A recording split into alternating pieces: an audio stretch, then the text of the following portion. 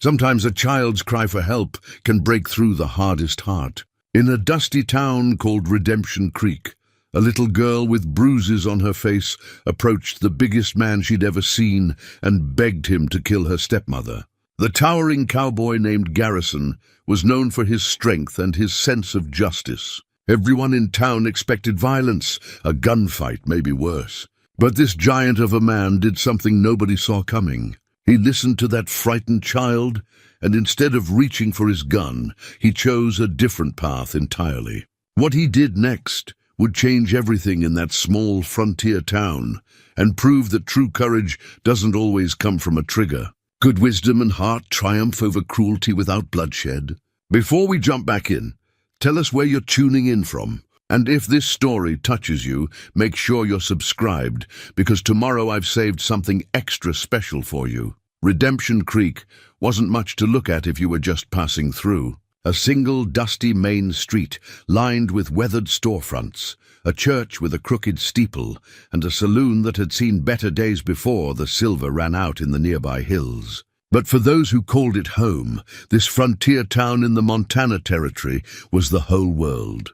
It was a place where everyone knew everyone else's business, where debts were remembered and favors repaid, where a man's word still meant something, and a handshake sealed a deal more surely than any paper contract. Garrison Cole had lived in Redemption Creek for almost 8 years now, ever since he'd ridden in one cold November morning with nothing but a horse, a saddle and a past he didn't care to discuss. He stood 6'5" in his worn boots, with shoulders broad enough to fill a doorway and hands that looked like they could snap axe handles. His face was weathered from years in the sun, with deep lines around his eyes and a jaw that looked carved from granite. His hair, once dark as coal, had gone mostly gray at the temples. He moved with the careful deliberation of a big man who'd learned long ago that his size could frighten people if he wasn't mindful. Most days, you'd find him at the livery stable on the edge of town, mucking stalls or shoeing horses or repairing tack with the patient precision of someone who found peace in simple work. The stable's owner, old Henry Watts, had hired him that first week and never regretted it. Garrison had a way with horses that bordered on uncanny. Even the most skittish animals would calm under his hands, as if they sensed something gentle beneath all that size and strength. The townspeople respected Garrison, though few could claim to know him well. He attended church most Sundays, sitting alone in the back pew. He nodded politely when folks greeted him on the street. He paid his bills on time and never caused trouble at the saloon on the rare occasions he stopped in for a whiskey. But he kept to himself, lived in a small room behind the stable, and seemed content with a solitary life. What most people didn't know was that Garrison had once worn a badge. For nearly 15 years, he'd served as a lawman in various territories, earning a reputation for fairness, tempered with firmness. He'd never been quick to draw his gun, but when he did, his aim was true. He'd cleaned up 2 rough mining camps and served as deputy in a railroad town where tensions ran high between settlers and cattle ranchers. He'd been good at the work, found purpose in it. Then came the fever that swept through Abilene the summer of 1872. It took his wife Martha first, burning through her in 3 days, despite everything the doctors tried. Their daughter Caroline, just 6 years old, followed a week later. Garrison had held that little girl's hand as she slipped away, her blonde curls damp with sweat, her brown eyes so much like her mother's. When it was over and he'd buried them both in the town cemetery, he'd unpinned his badge and walked away from everything. The law, the town, the life he'd built. He couldn't bear to stay in a place haunted by so much loss. For 2 years, he'd drifted, working odd jobs, never settling anywhere long. Then he'd found Redemption Creek, and something about it had made him stop. Maybe it was the quiet. Maybe it was the way the mountains looked at sunset. Or maybe he was just tired of running. Either way, he'd stayed, and the years had passed with a certain comfortable numbness that he'd mistaken for peace. He kept one reminder of his old life, hidden in a small leather journal he stored beneath his cot. In it were sketches he'd drawn of Martha and Caroline, a pressed flower from Caroline's funeral, and pages filled with his own cramped handwriting. Thoughts about justice and mercy, about the duties a man owed to his community, about the burden of wearing a badge. He hadn't written in it for years, but sometimes late at night he'd take it out and read his younger self's certainties, feeling the distance between who he'd been and who he'd become. Sheriff Tom Dalton ran what law there was in Redemption Creek, and he did it with more weariness than enthusiasm. Pushing 60, with a belly gone soft and knees that ached in cold weather, Dalton was counting the days until he could retire to his sister's place in California. He knew Garrison's background. Word had a way of traveling among lawmen, and he tried more than once to deputize him. Garrison had politely declined each time. Those days were behind him. Doc Samuel Warren had been tending to Redemption Creek's ailments for 23 years. Ever since he'd arrived fresh from medical school back east with idealistic notions about frontier medicine. The idealism had faded, but the dedication hadn't. He was a compact man with precise movements and sharp eyes that missed little. He'd set broken bones, delivered babies, pulled teeth, and eased the dying. He knew every family's medical history and kept their secrets locked tight. Miss Abigail Thornton taught school in a one-room building that doubled as the town hall when needed. She was 32, unmarried by choice rather than circumstance, with auburn hair she wore in a practical bun and a spine as straight as a lodgepole pine. She'd come from Boston 5 years ago, drawn by an advertisement for a teacher. Her family had been horrified, a proper young woman traveling to the rough frontier alone. But Abigail had a stubborn streak and a belief that education mattered everywhere, not just in civilized cities. The children of Redemption Creek adored her, and she knew each one by name, knew their struggles and their gifts. Then there was the Hutchins situation, which had been causing quiet talk around town for the better part of 2 years. Thomas Hutchins had been a decent man, a hard worker who'd tried his hand at mining and ranching with modest success. His first wife, Elizabeth, had died giving birth to their daughter, Emma. Thomas had raised the girl alone for 5 years, doing his best with help from neighbors. Then he'd met Vera Colton at a church social in the next county over. She'd been attractive in a sharp-featured way, well-spoken and seemingly devoted. They'd married within 3 months. The trouble started slowly, the way these things often do. Vera proved to have expensive tastes and a temperament that ran hot and cold. She spent money faster than Thomas could earn it, took offense easily, and seemed to regard young Emma more as an inconvenience than a daughter. But Thomas was a loyal man who believed in the sanctity of marriage vows, and he tried to make the best of things.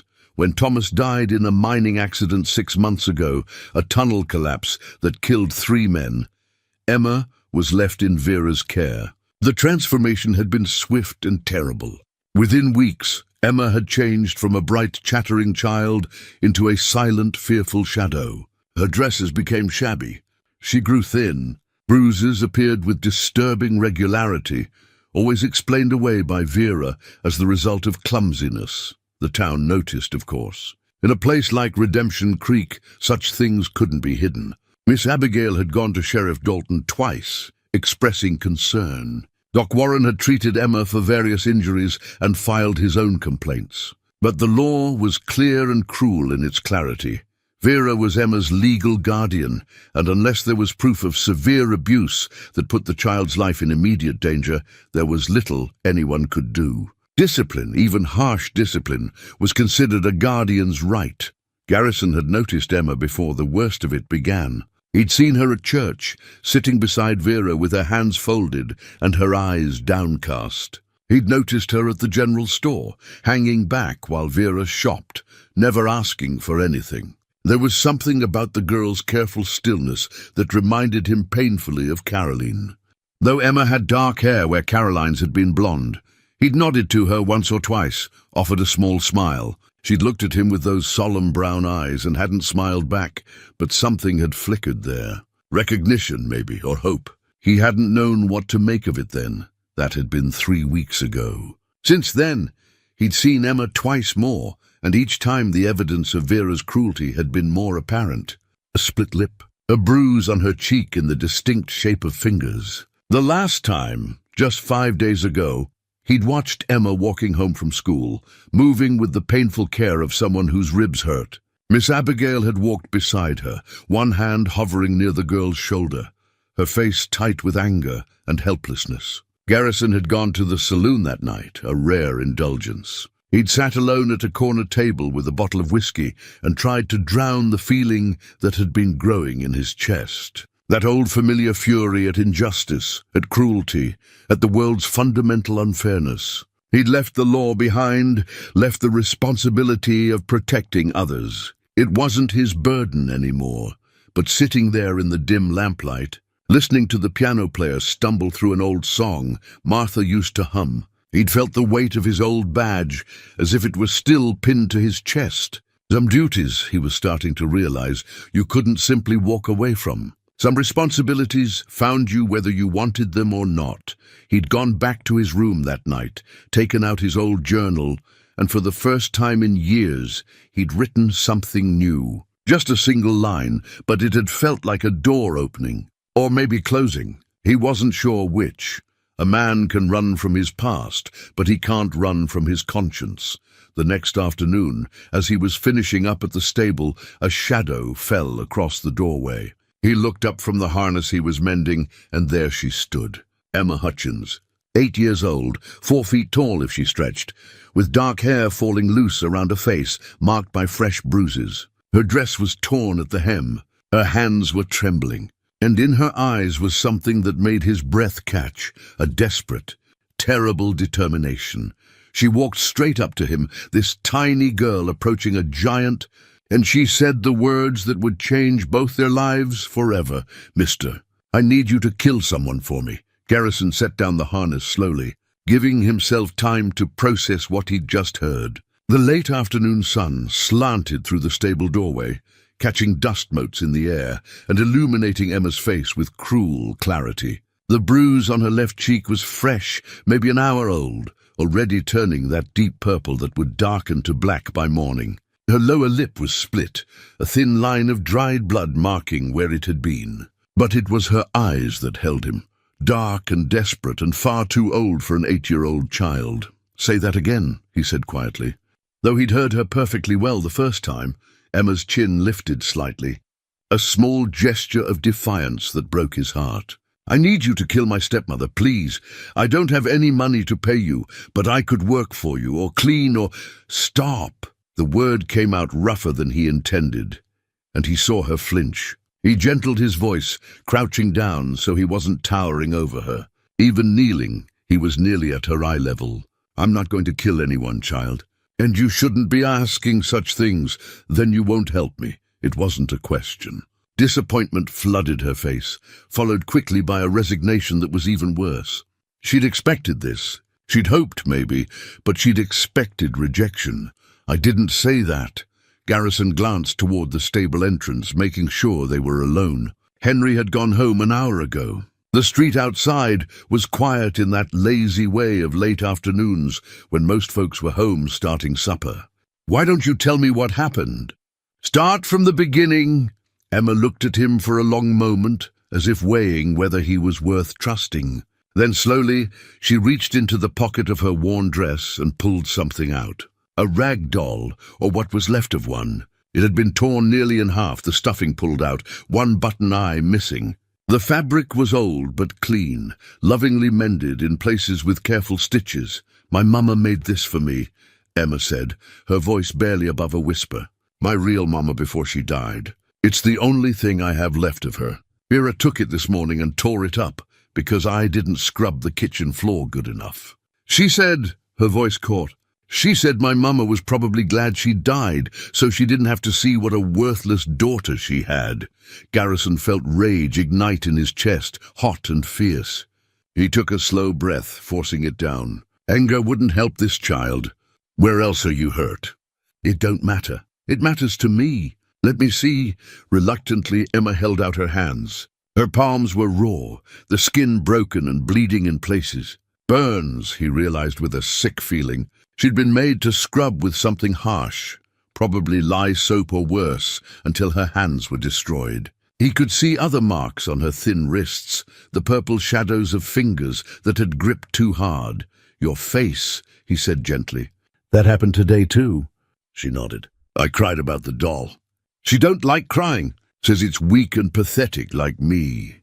Emma's voice had gone flat, reciting facts without emotion, and that was worst of all. She hit me with the back of her hand. Then she locked me in the root cellar for being disrespectful. How long were you down there? I don't know. Long enough that it got dark. There's spiders down there. And rats, she shuddered. I hate the rats. How did you get out? She let me out to make supper, but I ran instead. I knew she'd be real mad, but I couldn't. I just couldn't go back. Not tonight. Maybe not ever. Emma's composure cracked then, tears spilling down her cheeks. I know it's wrong to ask someone to kill her. Miss Abigail teaches us in school that killing is a sin. But I don't know what else to do. She's going to hurt me worse and worse until... She couldn't finish the sentence. Garrison reached out slowly, giving her time to pull away if she wanted, and rested one large hand on her shoulder. Listen to me. You did the right thing coming here, and you're not going back to that house tonight, understand? We're going to figure this out, but she's my guardian. Sheriff Dalton said, I know what the law says. But there's law, and then there's what's right, and sometimes they're not the same thing. He stood, his knees protesting after years of hard work, and offered her his hand. Come on, we're going to see Doc Warren first. He needs to look at those hands and make note of your injuries. Will that help? Hope flickered in her voice.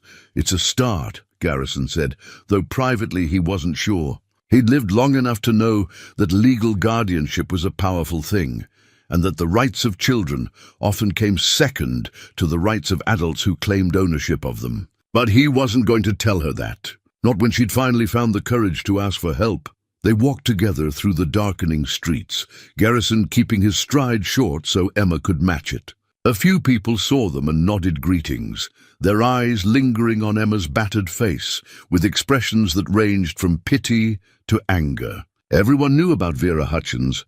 Everyone had opinions. But knowing and doing were different things entirely. Doc Warren's office was above the general store, reached by an outside staircase that Emma climbed slowly, favoring her left side. Garrison noticed and filed it away, likely bruised ribs at minimum. The doctor answered their knock immediately, took one look at Emma, and ushered them inside without a word.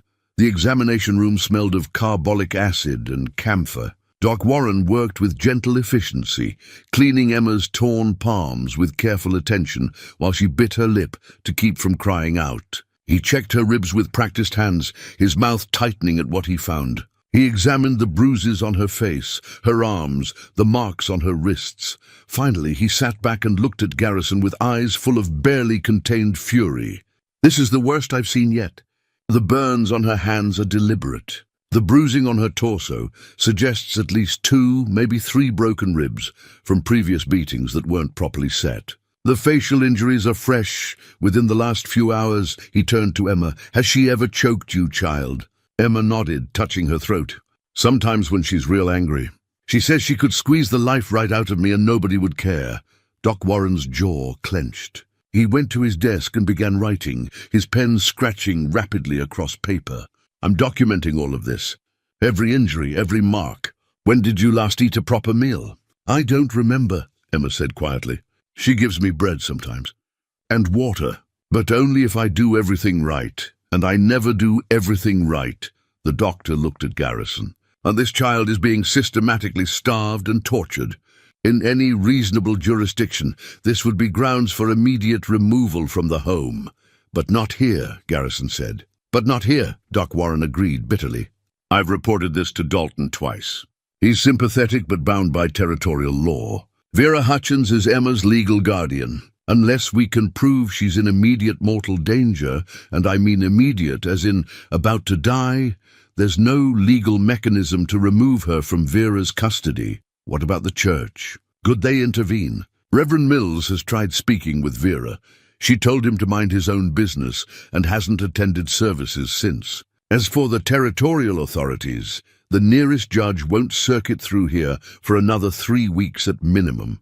3 weeks. Garrison looked at Emma, who was staring at her bandaged hands with empty eyes. This child wouldn't survive 3 more weeks under Vera's roof. He knew it in his bones, the same way he'd known when a situation was about to turn violent back in his lawman days. There was a momentum to cruelty, an escalation. Vera had crossed lines today that meant she'd cross worse lines tomorrow. "Then we do this another way," Garrison said. Doc Warren raised an eyebrow. "What are you thinking?" "I'm thinking that woman has no legal right to torture a child, guardian or not. I'm thinking there are more ways to deal with a bully than putting a bullet in them." Garrison had been turning it over in his mind during the walk to the doctor's office. Vera Hutchins is mean and she's cruel, but she's also something else. "She's greedy." "That's true enough," Doc Warren said. "She's been selling off Thomas's belongings since the funeral. Tried to sell me his pocket watch just last week. What about Emma's inheritance? Thomas had land, didn't he? In trust for Emma until she turns 18. Vera can't touch it legally." "Legally," Garrison repeated. "But that doesn't mean she won't try. And if she's desperate enough, if she's in debt enough, she might make mistakes. Might expose herself in ways we can use." Doc Warren studied him. "You're talking about investigating her, building a case. I'm talking about finding the leverage we need to get Emma out of that house and somewhere safe." Garrison looked at Emma. "Will you trust me to do this my way? It might take some time, and I'll need you to be patient. But I promise you I will fix this." Emma met his eyes, searching for something. Truth, maybe. Or just the hope that someone finally meant what they said. Whatever she saw must have satisfied her because she nodded slowly. "I trust you, good girl." Garrison turned to Doc Warren. "Can she stay with someone tonight? Miss Abigail, maybe? I'll arrange it. But Garrison, you need to understand, Vera will come looking for her. She has the legal right to retrieve her. Let her try," Garrison said quietly. "She'll find I can be very persuasive when I need to be." As if summoned by their words, they heard boots on the stairs outside. Heavy, angry footsteps. Then pounding on the door, hard enough to rattle the frame. "I know she's in there." Vera's voice sharp with fury. "Send out my stepdaughter now." Emma went white, shrinking back against the examination table. Garrison felt something cold settle in his chest, the same calm that used to come over him before a confrontation back when he wore a badge. He looked at Doc Warren, who nodded and moved to stand between Emma and the door. Garrison walked to the door and opened it. Vera Hutchins stood on the landing, her face flushed with anger. She was a handsome woman in her early 30s, with dark hair pulled severely back and features that would have been attractive if not for the hardness around her mouth and eyes. She was dressed well, too well for a widow supposedly struggling financially, another detail Garrison filed away. "Mr. Cole," she said, her tone dripping with false civility. "I believe you have my stepdaughter. I'll thank you to return her immediately." "Can't do that, ma'am," Garrison said mildly. "The child's with the doctor. She has injuries that need tending. The child is clumsy. She's always hurting herself."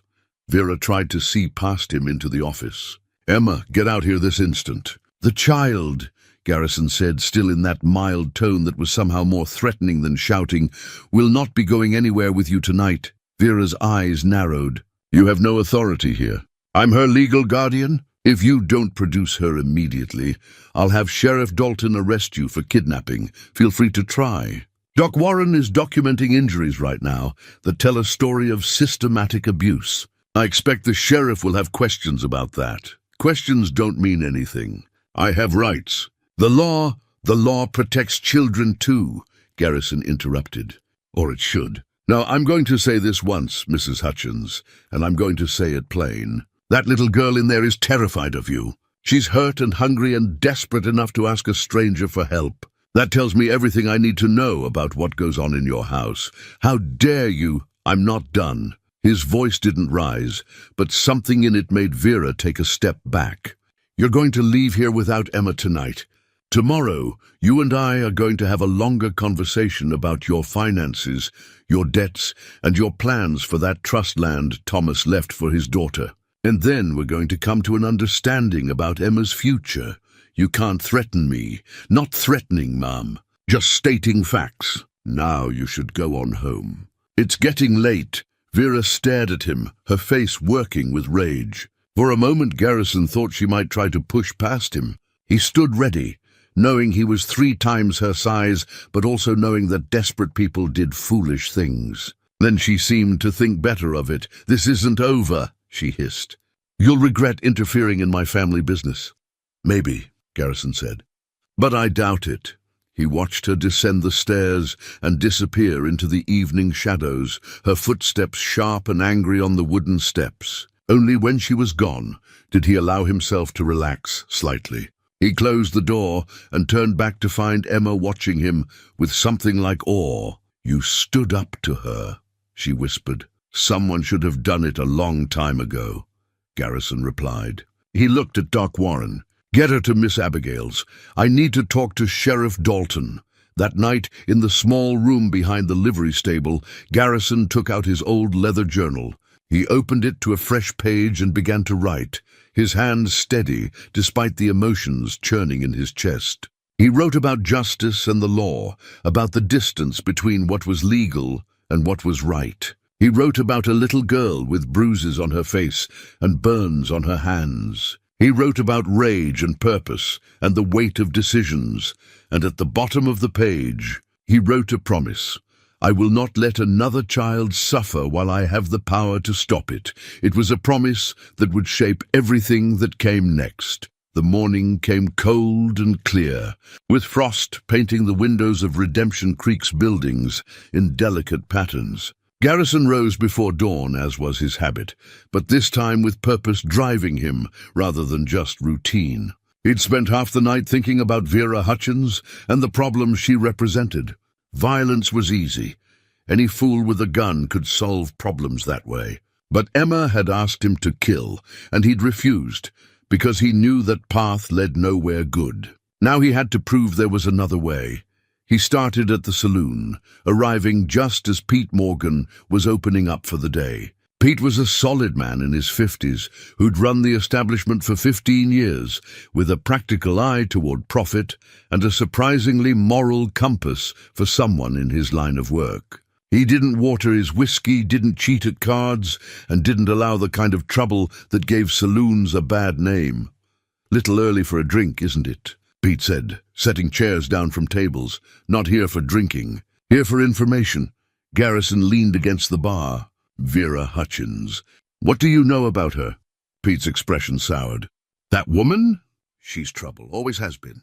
"Why? Just gathering facts. I heard she likes to gamble." "Likes to?" Pete snorted. "She's in here 3-4 times a week. Plays poker mostly, though she's not very good at it. Lost more than she's won, I'd wager. Had to cut her off last month. She owed me near $200. Garrison's interest sharpened. 200? That's considerable. That's just what she owes me. Word is, she's into the bank for more, and probably others around town. Woman lives beyond her means." Pete wiped down the bar with practiced motions. "Between you and me, I always wondered what Thomas saw in her. He was a decent fellow, worked hard. She's all flash and no substance. She'd pay you back that 200. "Not a cent. Keeps promising she will, says she's got money coming. I told her I don't extend credit to liars." Pete paused, studying Garrison's face. "This about the little girl, Emma?" "It is. Good. Someone needs to do something. I've seen Vera drag that child through town, rough as you'd handle a dog you didn't like. It ain't right." Garrison filed the information away and moved on. His next stop was the bank, a small but sturdy building that served Redemption Creek and the surrounding farms. The bank manager, Harold Sykes, was a cautious man with wire-rimmed spectacles and an accountant's careful nature. He was also someone who understood that sometimes the letter of the law and the spirit of justice didn't align perfectly. "I can't discuss specific accounts," Sykes said when Garrison asked about Vera's financial situation. "That's confidential, I understand.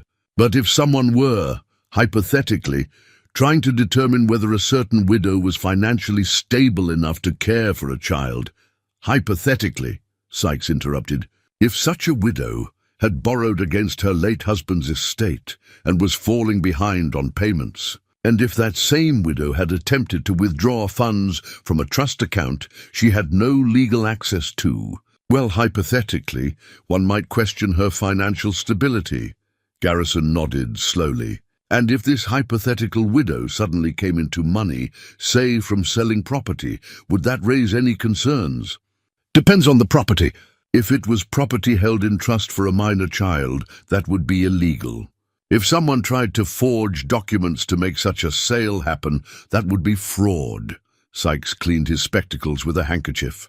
Hypothetically speaking, of course. Of course. Thank you, Harold. Garrison? Sykes called as he turned to leave. I've got a daughter myself. If someone was hurting her the way Vera hurts Emma, I'd want someone to step in. Legal or not, the picture was becoming clearer.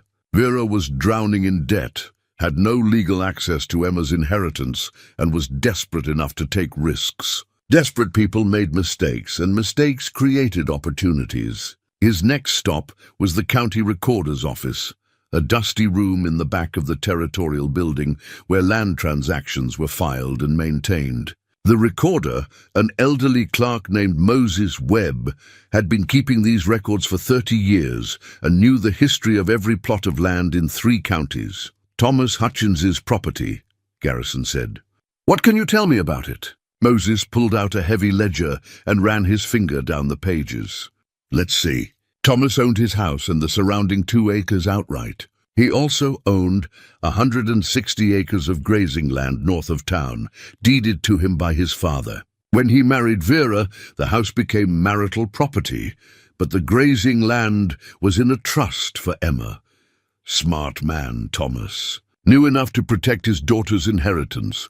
Can Vera sell any of it? The house, yes, since it was marital property, but not the trust land.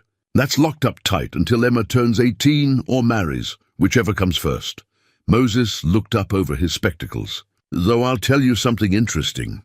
Vera was in here last week asking about the trust. Wanted to know if there were any circumstances under which she could access it early. What did you tell her? Told her the truth. There aren't any. Trust is ironclad. Thomas set it up with a lawyer from Helena.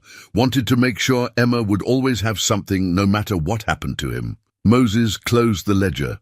Why? You thinking Vera might try something foolish? I'm thinking she might already be trying something foolish. If she comes back, if she tries to file any paperwork regarding that land, you send word to me immediately. You got it. Garrison spent the rest of the morning making rounds through town, talking to shopkeepers and merchants. The story was always the same. Vera bought on credit she couldn't repay, made promises she didn't keep, and generally acted like a woman who expected money to appear from somewhere. She'd sold off most of Thomas's personal effects, everything from his tools to his Sunday suit. She tried to sell his horse, but Sheriff Dalton had intervened on that one, saying the animal was likely meant for Emma.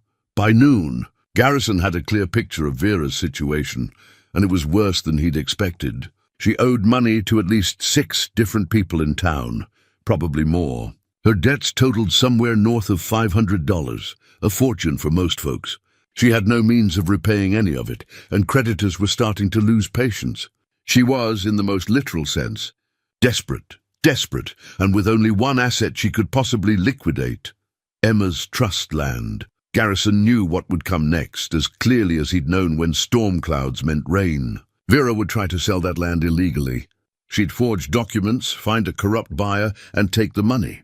And then she'd disappear, probably leaving Emma behind to fend for herself if she was lucky. If Emma wasn't lucky, well, Garrison didn't like to think about what happened to inconvenient witnesses. He returned to the livery stable to find Miss Abigail waiting for him. The schoolteacher looked exhausted, her hair escaping its usual neat bun, dark circles under her eyes. "How is she?" Garrison asked. "Physically, she'll heal. Doc Warren's burn salve is already helping her hands." Abigail sat on a hay bale, smoothing her skirts. "Emotionally, though, that's another matter. She barely slept last night. Every sound had her jumping. She's terrified Vera will come for her. Vera won't get near her. I'll make sure of that." "And how long can you protect her, Garrison?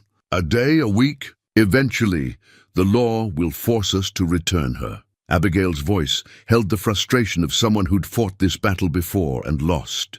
"I've seen it happen. The law favors guardians, even cruel ones. Children have no voice, no rights. Then we give Emma a voice. We build a case so strong that even territorial law can't ignore it. Garrison outlined what he'd learned: the debts, the gambling, the attempts to access the trust. Abigail listened, her expression shifting from despair to cautious hope. You think you can prove fraud? I think Vera is going to hang herself with her own rope if we're patient. But we need to document everything. I need you to write down every instance of abuse you've witnessed or Emma has reported. Dates, details, everything. I can do that. I've been keeping notes anyway, just in case. She stood, brushing hay from her skirt. There's something else you should know. Emma asked me this morning if you were going to be her father now. The words hit Garrison like a physical blow. He turned away, pretending to adjust a bridle that didn't need adjusting. What did you tell her? I told her that you were helping her, and that was enough for now. But Garrison, she's latched onto you. In her mind, you're the one who stood up to Vera. You're the one who kept her safe. She's looking for a protector, and she's chosen you. I'm not... He stopped, not sure how to finish that sentence. Not her father? Not the right person? Not ready to care about another child after losing Caroline? I'm just trying to help. I know. But help has a way of turning into more, whether we plan for it or not. Abigail moved toward the door, then paused. She showed me her doll this morning. The torn one. Asked me if I thought you could fix it. After she left, Garrison sat alone in the quiet stable. Horses shifted in their stalls, familiar sounds that usually brought him peace. But today his mind was elsewhere. He thought about Caroline, about the doll she'd carried everywhere until the fever took her.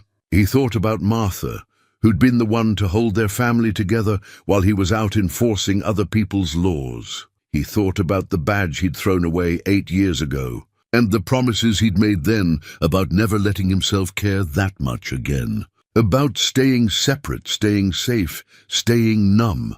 That evening, after the sun had set and the stable was closed for the night, Garrison walked to Miss Abigail's small house on the edge of town. She answered his knock with a finger to her lips.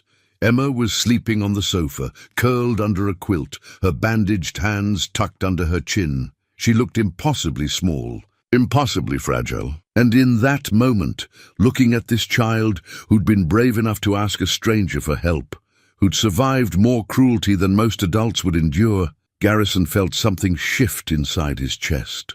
Not the door closing he'd felt before, more like a door opening, or maybe a door that had been locked for 8 long years, finally being pried open, despite his best efforts to keep it shut. He thought about Caroline and realized something he'd never let himself admit before.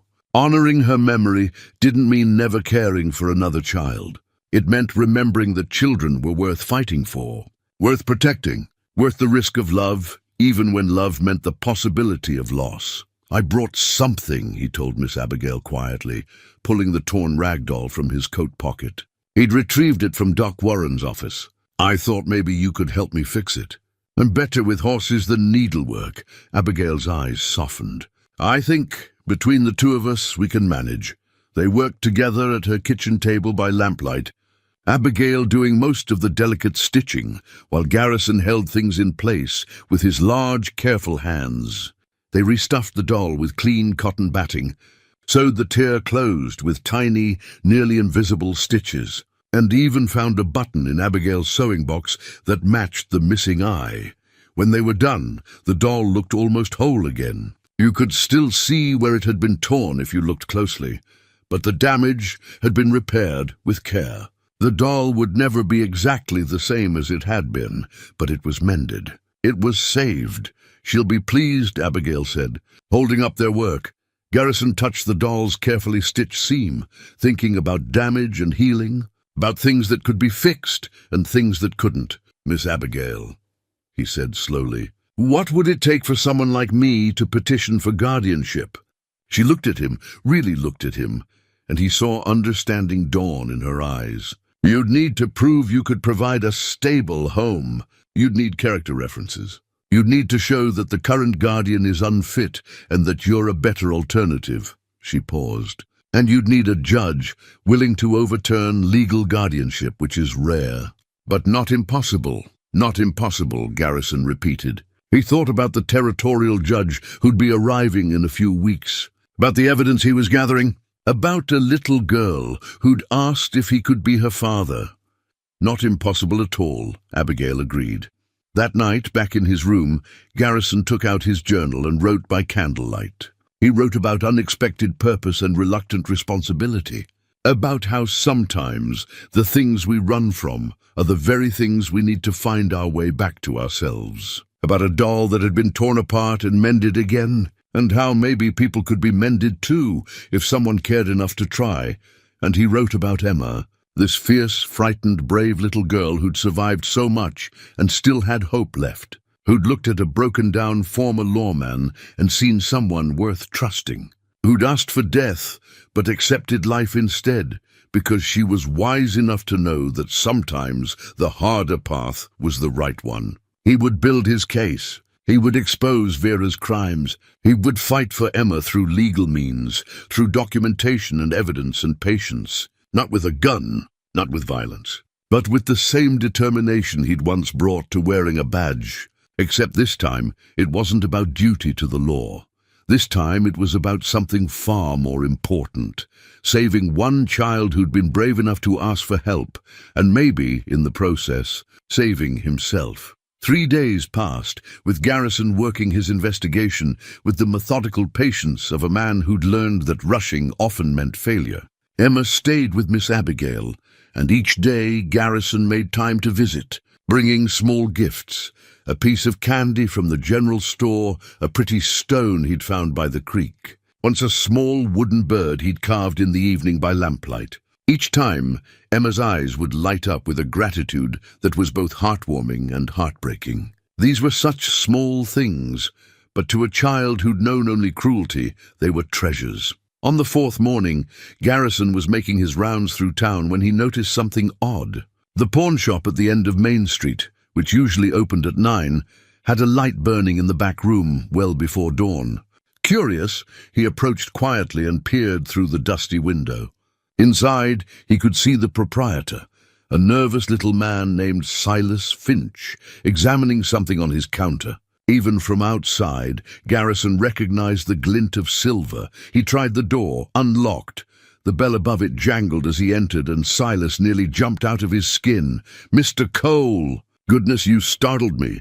"Early start today, Silas." Garrison approached the counter, his eyes on the items spread across it. Several pieces of jewelry, including a delicate silver locket. "Oh yes, well, I had some inventory to process." Silas moved as if to cover the jewelry, then seemed to think better of it. "Is there something I can help you with?" "That locket. May I see it?" Silas hesitated, then handed it over with obvious reluctance. The moment Garrison held it, he knew this was important. It was finely crafted, with intricate engraving on the front. He opened it carefully. Inside was a photograph, a woman's face, delicate and kind, with dark hair and eyes that reminded him painfully of Emma. On the opposite side of the locket was an inscription, "To Elizabeth. My heart eternal, Thomas, Emma's mother." Emma's father. This was a family heirloom, something that should have been kept safe for Emma, not pawned for quick money. "Where did you get this?" Garrison asked, his voice quiet, but carrying an edge that made Silas step back. "Mrs. Hutchins brought it in 3 days ago, along with some other pieces." He gestured at the counter. "A brooch, 2 rings, a cameo. All belong to the first Mrs. Hutchins," she said. "Wanted cash for them. How much did you give her?" $40 for the lot." "They're worth more, but she was in a hurry." "I'll take the locket. Whatever you paid her for it, I'll double." Silas named a price, and Garrison paid without haggling, tucking the locket carefully into his vest pocket. As he turned to leave, he paused. "Silas, if Mrs. Hutchins brings in anything else, you send word to me before you buy it. Understand?" "Yes, sir, Mr. Cole." Walking back through the cold morning air, Garrison felt the weight of the locket against his chest. This wasn't just evidence of Vera's callousness. It was something more. This locket held Emma's history, her connection to parents who'd loved her. It was proof that she'd once been cherished, once been wanted. He knew instinctively that Emma had never seen this locket, that Vera had hidden it away and then sold it like any other asset. He detoured to Miss Abigail's house. It was early, but he knew she'd be awake. Teachers rose with the dawn. She answered his knock with a finger to her lips. Emma's still sleeping. She had nightmares again last night. I won't wake her. I just wanted to show you something. He produced the locket and explained where he'd found it. Abigail held it carefully, studying the photograph. She looks like Emma. Same eyes, same smile. Though I haven't seen Emma truly smile yet. That's because she hasn't had reason to. Garrison took the locket back. I'm going to give this to her, but I want to wait for the right time. When she's feeling safe enough to appreciate what it means. That's wise. Abigail poured him coffee from the pot on her stove. Garrison, I've been working on that documentation you asked for. It's extensive. I have dates and descriptions going back nearly a year. Everything I've witnessed or Emma has told me about. Good. We'll need every bit of it. He sipped the bitter coffee, grateful for its warmth. There's something else. I need to track down the lawyer who set up Emma's trust. Thomas used someone from Helena, Moses said. I need to know the exact terms of that trust and whether there are any vulnerabilities Vera might exploit. That's a 2-day ride to Helena and back. I know. But I need to understand what we're protecting. He set down his cup. Can Emma stay with you a while longer? As long as necessary. Though, Garrison, you should know, Vera came by the schoolhouse yesterday, demanded to see Emma. I told her Emma was ill and under Doc Warren's care. She didn't believe me, but there were other parents around, so she couldn't make too much of a scene. She'll try again. Garrison stood, moving to the window. The street outside was waking up, shopkeepers opening their doors, the blacksmith's forge already glowing. We're backing her into a corner. Desperate animals bite. Then maybe you shouldn't leave town. I have to.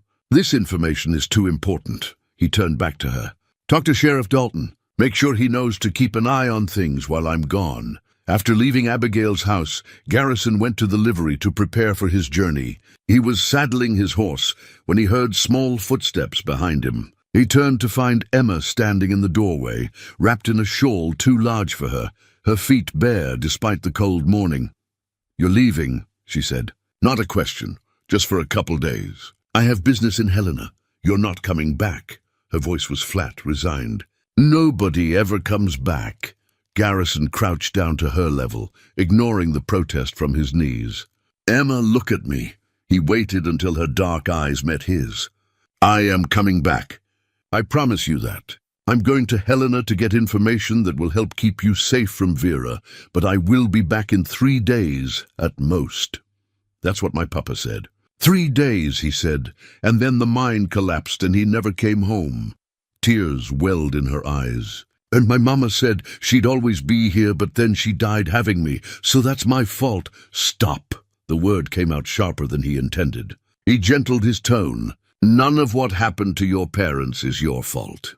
Do you hear me? Your mama loved you enough to bring you into this world. Your papa loved you enough to put your future in a trust so you'd always be protected. What happened to them was tragedy, not your doing. But what if something happens to you? It was the fear beneath the fear, the real terror. She'd lost everyone who'd ever cared for her.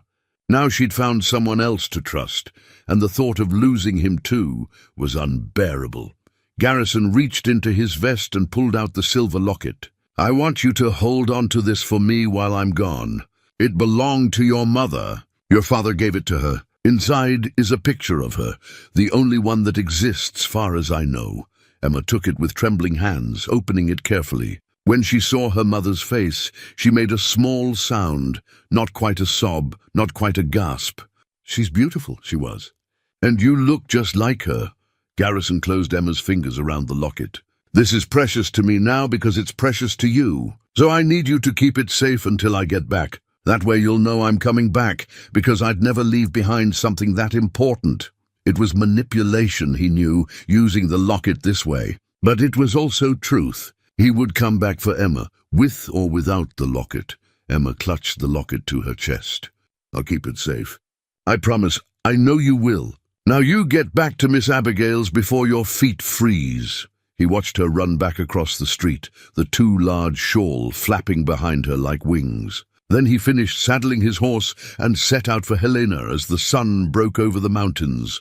The ride gave him time to think. 2 days on horseback, sleeping rough one night, eating jerky and hardtack. It reminded him of his younger days as a lawman, when he'd tracked criminals across territories and thought he was making the world better, one arrest at a time. He'd been so certain then, so sure that law and justice were the same thing. Martha had known better. She'd tried to tell him gently that the world was more complicated than he wanted to believe, that sometimes good people did bad things and bad people hid behind good laws. He dismissed her concerns, confident in his badge and his purpose. Now riding toward Helena to find a legal loophole that might save a child, he understood what she'd meant. The law said Vera was Emma's guardian. The law gave her rights over that child's body and future. But the law was wrong.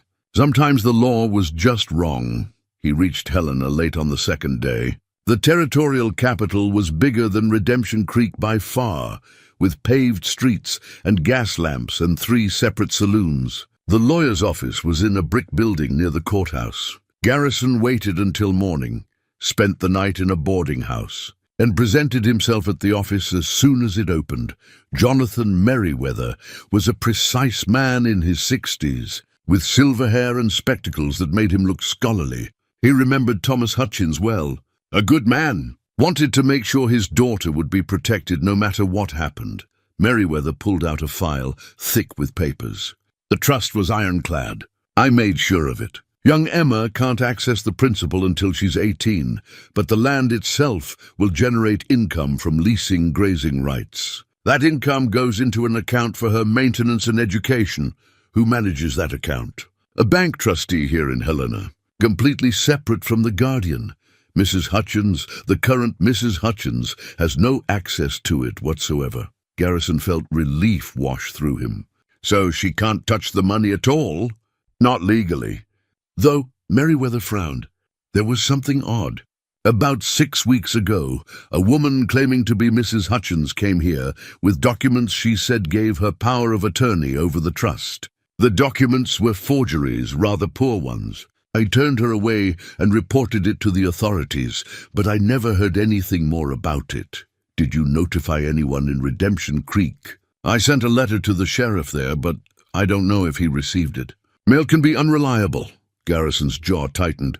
Vera had already tried fraud once. If she'd tried it before, she'd try it again. Mr. Merriweather, I need copies of all the trust documents. And I need a letter from you stating that any attempts to modify or access this trust without Emma reaching majority age would be illegal. May I ask why? Garrison explained the situation, carefully sticking to facts, avoiding emotion. When he finished, Merriweather's face was grave. I'll do better than a letter. I'll contact the territorial court and request an emergency hearing regarding Emma's guardianship. With evidence of abuse and attempted fraud, a judge might be willing to intervene. How long would that take? 2 weeks, maybe 3, to get a judge assigned and a hearing scheduled. Can the child be kept safe that long? She'll have to be, Garrison said. He left Helena the next morning with a satchel full of legal documents and something he hadn't expected. Hope. Real tangible hope that the system might actually work for Emma instead of against her. It wasn't certainty, but it was more than he'd had before. The ride back seemed shorter, though his horse was tired and he pushed harder than he should have.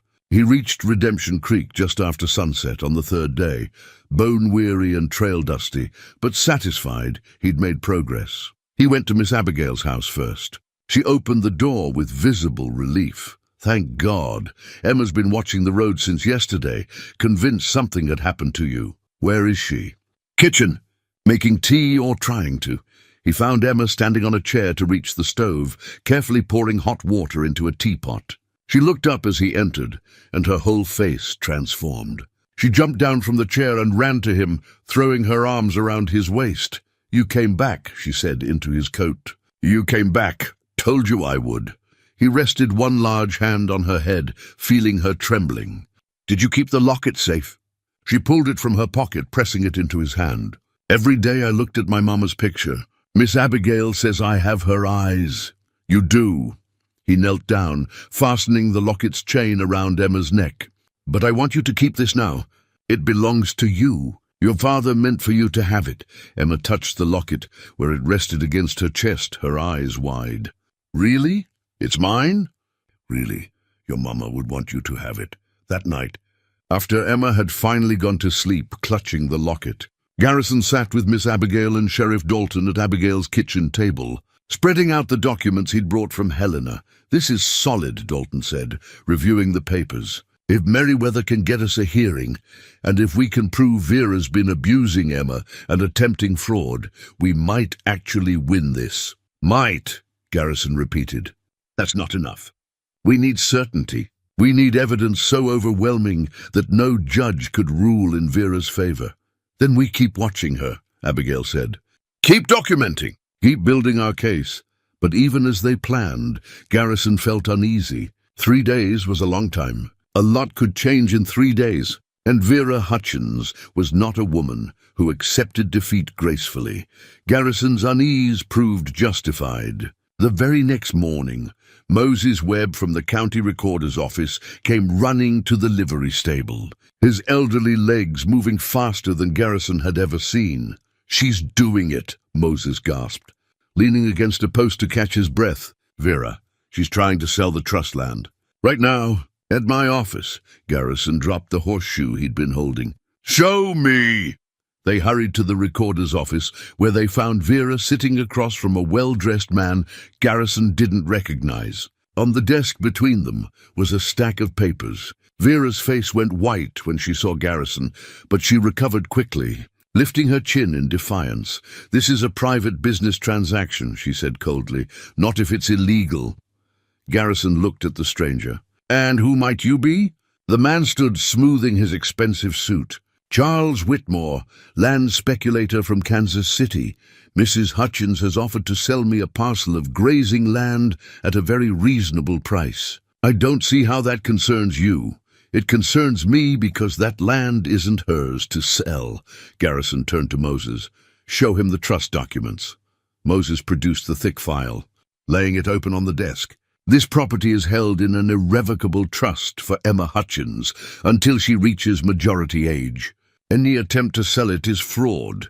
Whitmore's expression shifted from annoyance to alarm. He picked up the documents Vera had brought, comparing them to the trust papers. Mrs. Hutchins, these signatures, they don't match. This power of attorney is forged. That's a lie. Vera stood abruptly. Thomas gave me authority over everything. That's what husbands do. Not according to the trust established by Thomas Hutchins before his death. Garrison's voice was calm, but there was steel beneath it. The one witnessed by a lawyer in Helena and filed with the territorial court. The one that specifically protects Emma's inheritance from anyone, including you. Whitmore was already gathering his papers. I want no part of fraudulent dealings. Mrs. Hutchins, consider our transaction cancelled. He turned to Moses. I trust you'll file a report about this attempted fraud. Already planning to, Moses said grimly. Vera's face twisted with rage. She grabbed the forged documents from the desk, crumpling them in her fists. You've ruined everything. That money was supposed to be mine. I earned it. 2 years I put up with Thomas and his brat, and this is what I get? The words hung in the air, ugly and revealing. Garrison stepped closer, his size suddenly menacing. You just admitted you married Thomas for his money. In front of witnesses, Vera seemed to realize what she'd said. Her eyes darted between the 3 men, calculating. Then she laughed, a brittle sound. Prove it. It's my word against yours, and I'm the grieving widow, remember? The respectable guardian of a troubled child. About that, Sheriff Dalton's voice came from the doorway. He'd been standing there, Garrison realized, listening to everything. Mrs. Hutchins, I need you to come with me. We have some questions about your marriage to Thomas Hutchins. What are you talking about? Dalton held up a telegram. Received this yesterday from authorities in Kansas City. Seems there's a man there named Vernon Colton who claims you're his wife. Says you disappeared 3 years ago, and he's been looking for you ever since. The color drained from Vera's face. He's lying. We were divorced, were you? Because there's no record of a divorce. Which means your marriage to Thomas Hutchins was never legal. Which means, Dalton's voice hardened, You have no legal claim to Emma or to any property belonging to the Hutchins family. You're a fraud and a bigamist." Garrison watched the revelation sink in around the room. Moses's eyes widened. Whitmore backed toward the door, clearly wanting no association with this scandal. And Vera's mask finally cracked completely.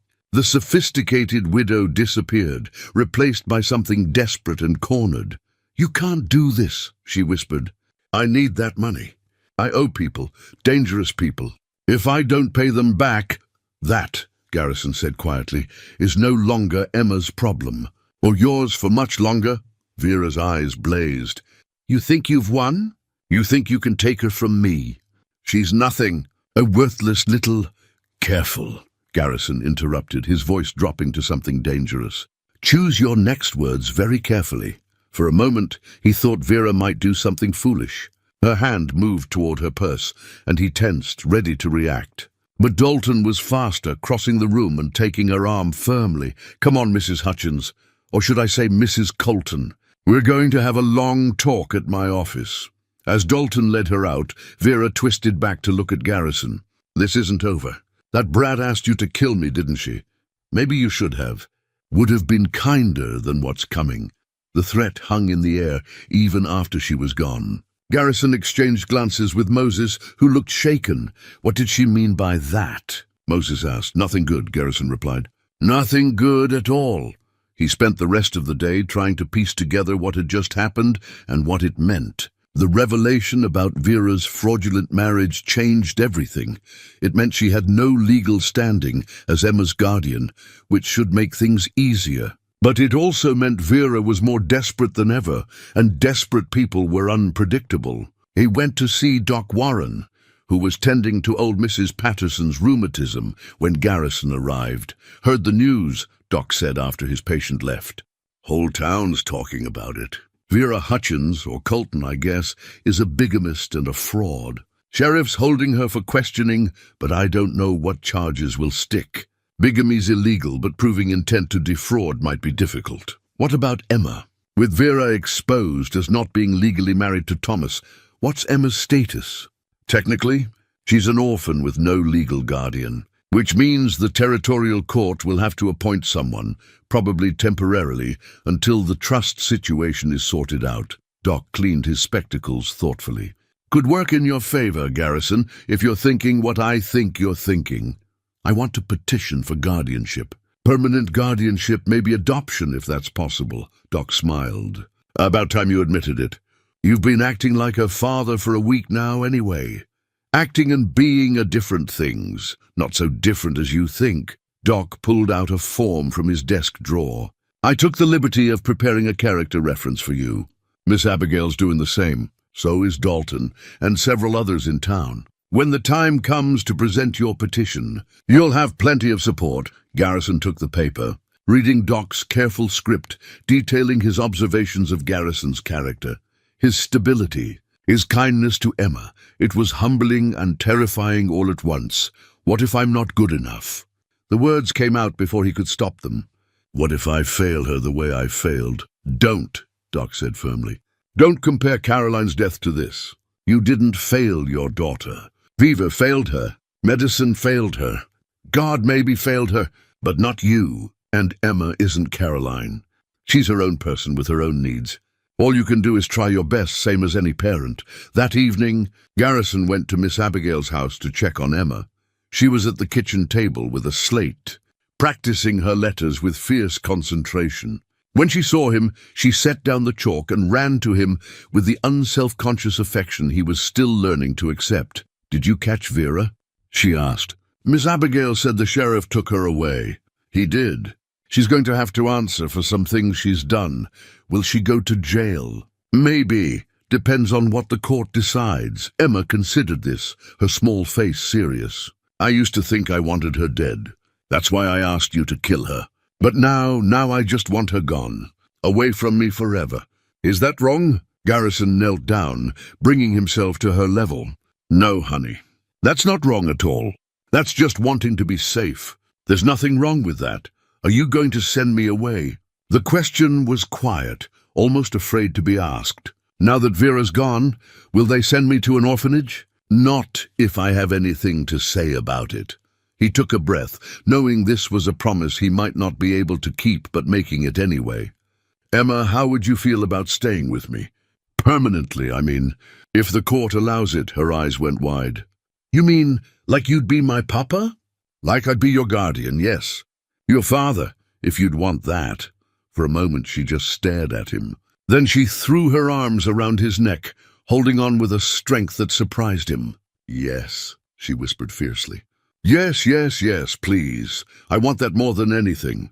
Over her head, Garrison met Miss Abigail's eyes. The teacher was smiling, but there were tears on her cheeks. She nodded at him, a gesture of approval and encouragement. He held Emma close, this small person who'd come into his life asking for death, but teaching him about life instead. He thought about the years of numbness he'd wrapped around himself like armor, and how this child had cracked that armor with nothing more than her courage and her need. Then that's what we'll work toward, he said. But Emma, I need you to understand, it might not be easy. There will be hearings and questions and lawyers. Some people might try to say I'm not suitable or that you'd be better off somewhere else. They'd be wrong, Emma said with simple certainty. You're the best person I know. I'm just a man, honey. I'll make mistakes. Everyone makes mistakes. My papa made mistakes. My mama probably did too. But you're trying to help me, and nobody else even tried. She pulled back to look at him. That makes you good enough for me. Later that night, after Emma had gone to sleep and Miss Abigail had retired to her room, Garrison sat alone on the front porch watching the stars.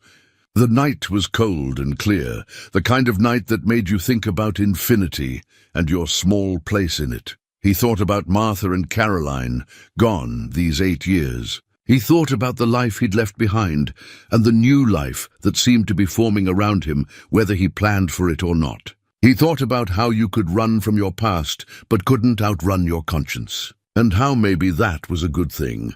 In his pocket was the form Doc Warren had given him, a petition for temporary guardianship pending full legal proceedings. He'd need to file it with the territorial court, need to present his case to a judge, need to prove he was worthy of the responsibility he was seeking, but more than that, he'd need to prove it to himself. And to Emma, not just now in the heat of crisis, but in all the years that followed. Through childhood illnesses and scraped knees, through school troubles and teenage rebellion, through all the small daily acts that made up a parent's life. It was terrifying. It was overwhelming. It was exactly what he needed. He pulled out his leather journal and wrote by the light of the stars, his handwriting steady despite the cold that numbed his fingers. A man can run from responsibility, but he can't run from love. And sometimes love finds you in the most unexpected ways, in the face of a frightened child asking for help, in the simple act of choosing to care when walking away would be easier. Martha used to say that courage isn't the absence of fear. It's doing what's right despite being afraid. I'm afraid now. Afraid of failing Emma the way I couldn't save Caroline. Afraid of opening my heart again to the possibility of loss. But I'm going to do it anyway, because that's what love requires. That's what Emma deserves. Tomorrow I'll file the petition. Tomorrow I'll start the official process of becoming her guardian. But tonight I'll sit here and make a promise to the stars and to the memory of my family. I will not fail this child. I will protect her, guide her, and love her as my own. Not to replace Caroline, but to honor her memory by being the father Emma needs. Some doors close. Some doors open. And sometimes, if we're very lucky, a door we thought closed forever opens again, revealing not the past we lost, but the future we didn't know we needed. He closed the journal and sat a while longer, listening to the night sounds of Redemption Creek, a dog barking in the distance, wind moving through the pines on the hillside, the creak of the porch boards beneath his boots. Somewhere in the town, Vera was sitting in a jail cell, her schemes unraveled. Somewhere, lawyers were preparing documents. Somewhere, a judge was being notified that his circuit would include an unusual custody case. But here, now, in this moment, there was peace. It wouldn't last. Garrison knew that. Vera's threat still hung in the air, and he didn't believe for a moment that she'd accept defeat quietly. There would be more trouble before this was done, but for tonight, Emma was safe. For tonight, she was sleeping soundly in Miss Abigail's spare room, clutching her mother's locket and dreaming whatever dreams children dreamed when they finally felt protected. And for tonight, that was enough. The peace lasted exactly 2 days. On the morning of the 3rd day, Miss Abigail arrived at the livery stable with an envelope in her trembling hands. Garrison knew before she spoke that something was wrong. Emma was going through her school books this morning, organizing them the way she likes to do, Abigail said, her voice tight. She found this tucked into her reader. She doesn't know what it says. She brought it to me to read, and Garrison, you need to see this. He took the envelope, noting immediately that it bore no postmark. Someone had placed it directly into Emma's book. Inside was a single sheet of paper, covered in Thomas Hutchins's distinctive handwriting. Garrison had seen Thomas's signature on enough documents to recognize it instantly. The letter was dated 2 weeks before Thomas's death. "My dearest Emma," it began, and Garrison's chest tightened as he read on. "If you are reading this, then I am gone, and you are likely in Vera's care. I hope I am wrong to write this. I hope my fears are unfounded, and that she proves to be the loving stepmother I wanted you to have. But my conscience demands I prepare for the worst. Emma, I have made a terrible mistake. I married Vera believing she cared for me, for us, for our future together. I have learned too late that her interest was only in what I could provide. She has gambling debts I knew nothing about. She has a temper that frightens me.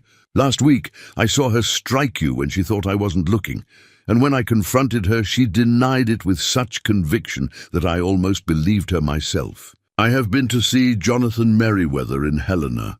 Your trust is secure. She cannot touch it, no matter what she might claim. The land your grandfather left me, which will be yours someday, is protected. I plan to end this marriage. I plan to send Vera away and raise you as I should have done from the start. Just the two of us, as it was before.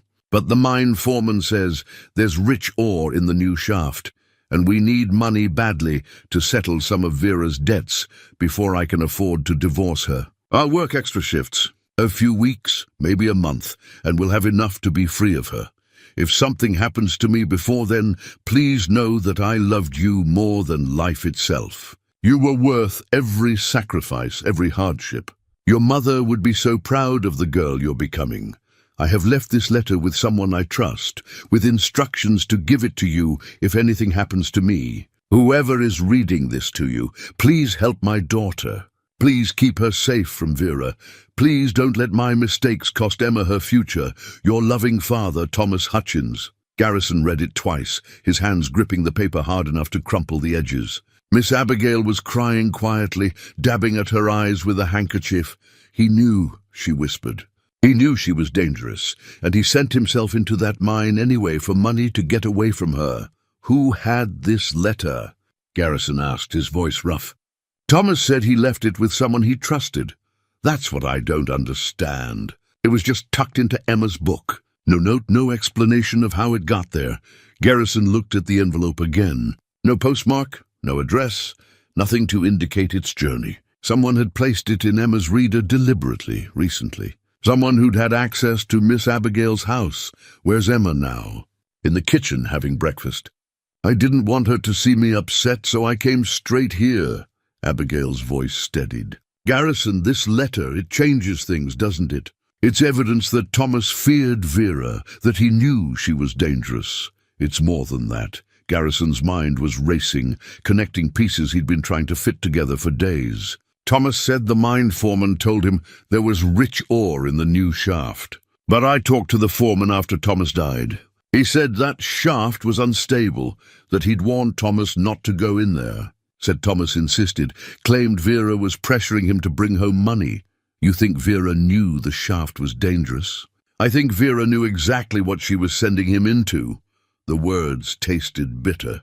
And I think this letter proves Thomas was planning to leave her, which gives her a motive for wanting him dead. They stared at each other as the implications sank in. If Vera had knowingly sent Thomas into a dangerous mine shaft, knowing he might die there, leaving her in control of his property and his daughter, that's murder.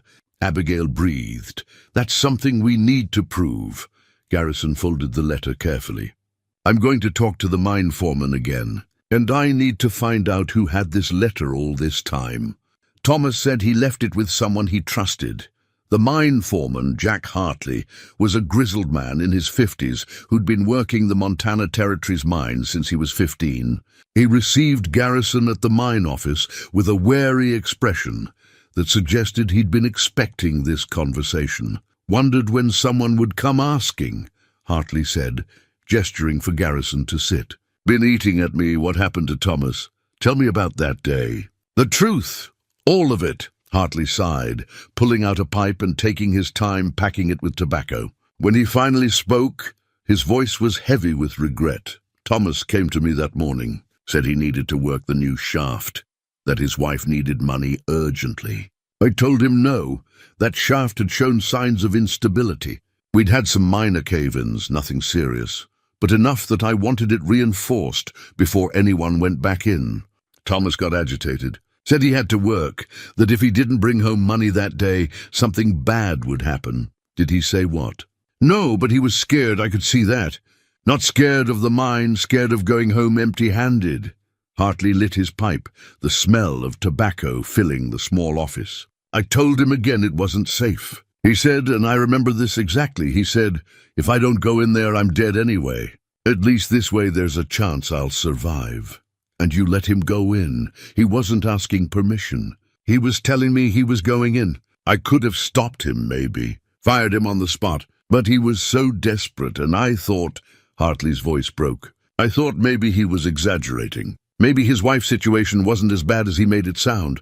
So I let him go in, and 2 hours later the shaft collapsed, and Thomas Hutchins was dead, along with 2 other good men who went in to try to save him. Did Vera know the shaft was unstable? She knew.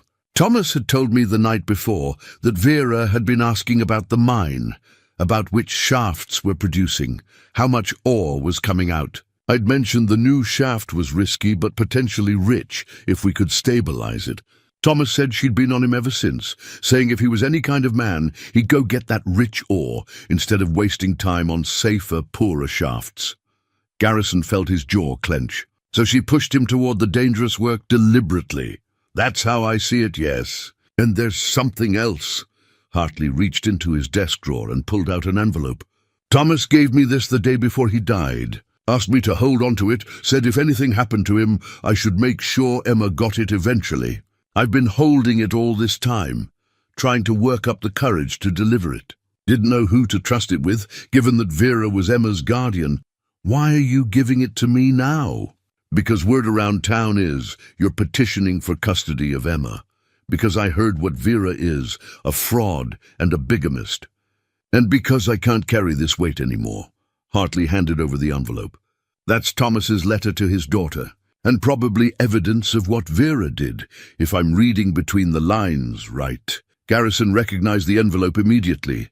It was identical to the one Miss Abigail had shown him that morning, which meant there had been 2 copies of the letter, or he opened this envelope and found not a letter, but a document, a formal sworn statement signed and dated by Thomas Hutchins 2 weeks before his death, detailing his concerns about Vera, her gambling debts, her violent temper, her pressure for him to take dangerous risks at the mine.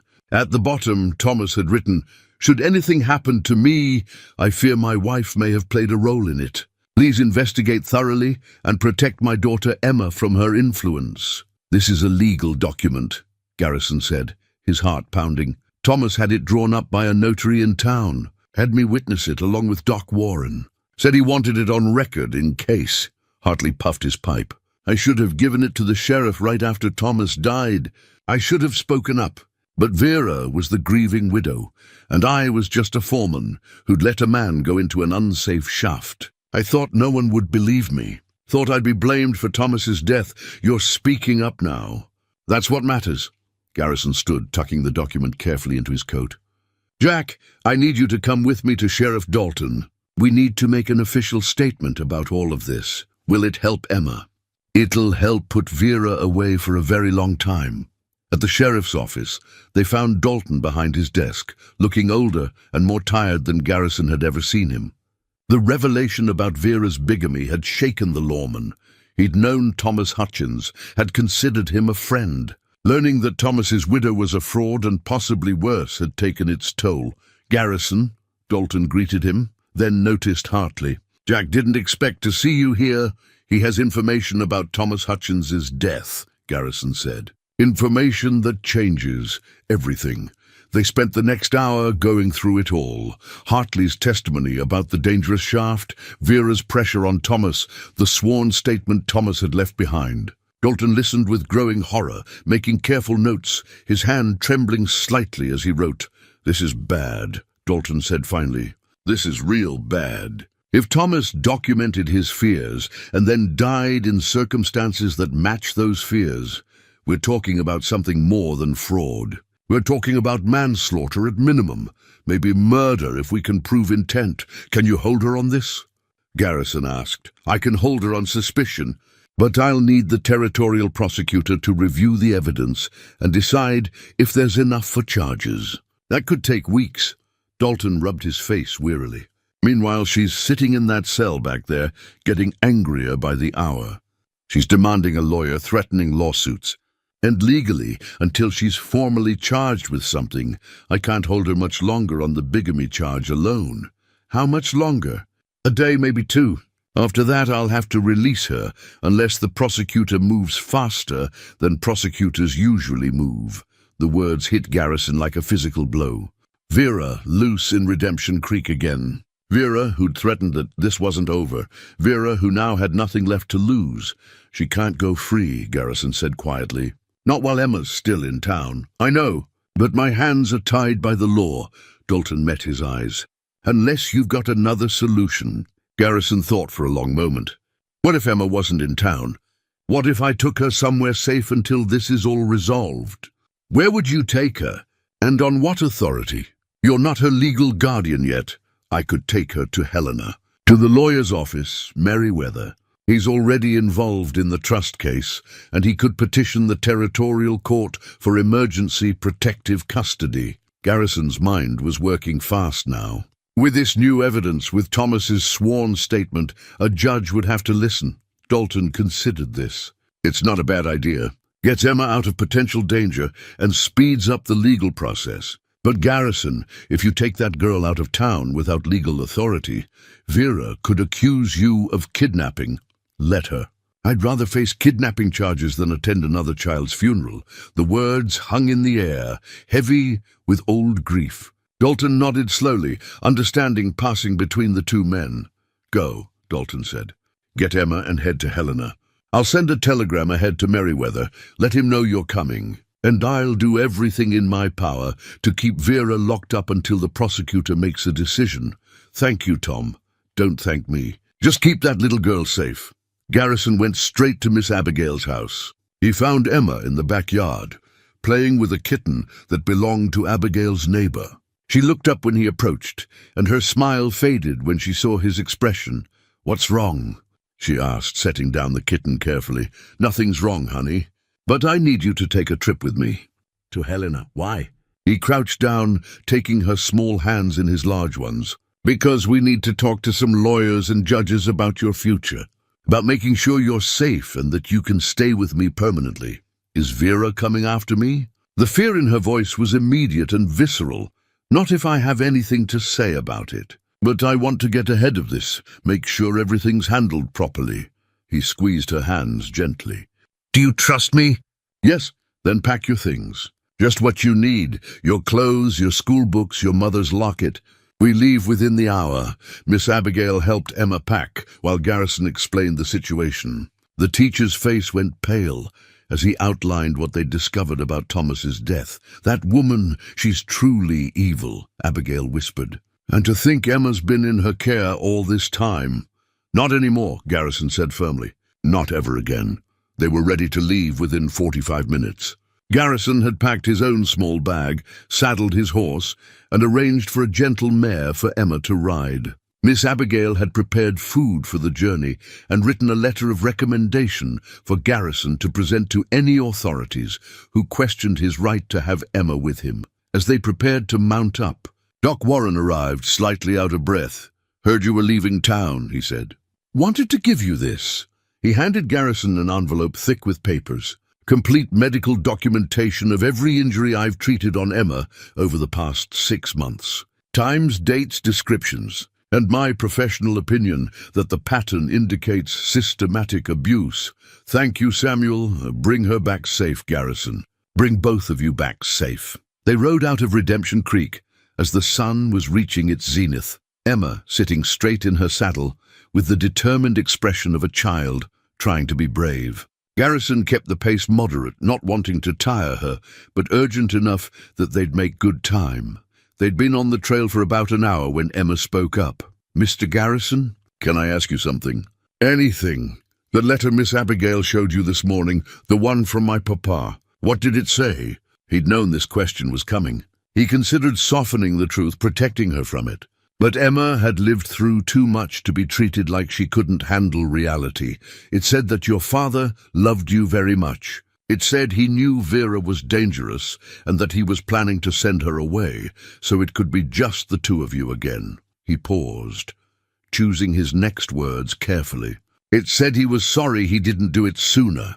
Emma was quiet for a long moment, her small hands gripping the reins. "Did my papa die because of Vera?" There it was, the question he'd been dreading. But Emma deserved the truth. "We think she might have pushed him to take dangerous risks. We're not completely sure yet. That's one of the things the lawyers need to figure out. If she did, if she killed my papa, does that mean I should have asked you to kill her after all?" "No, honey.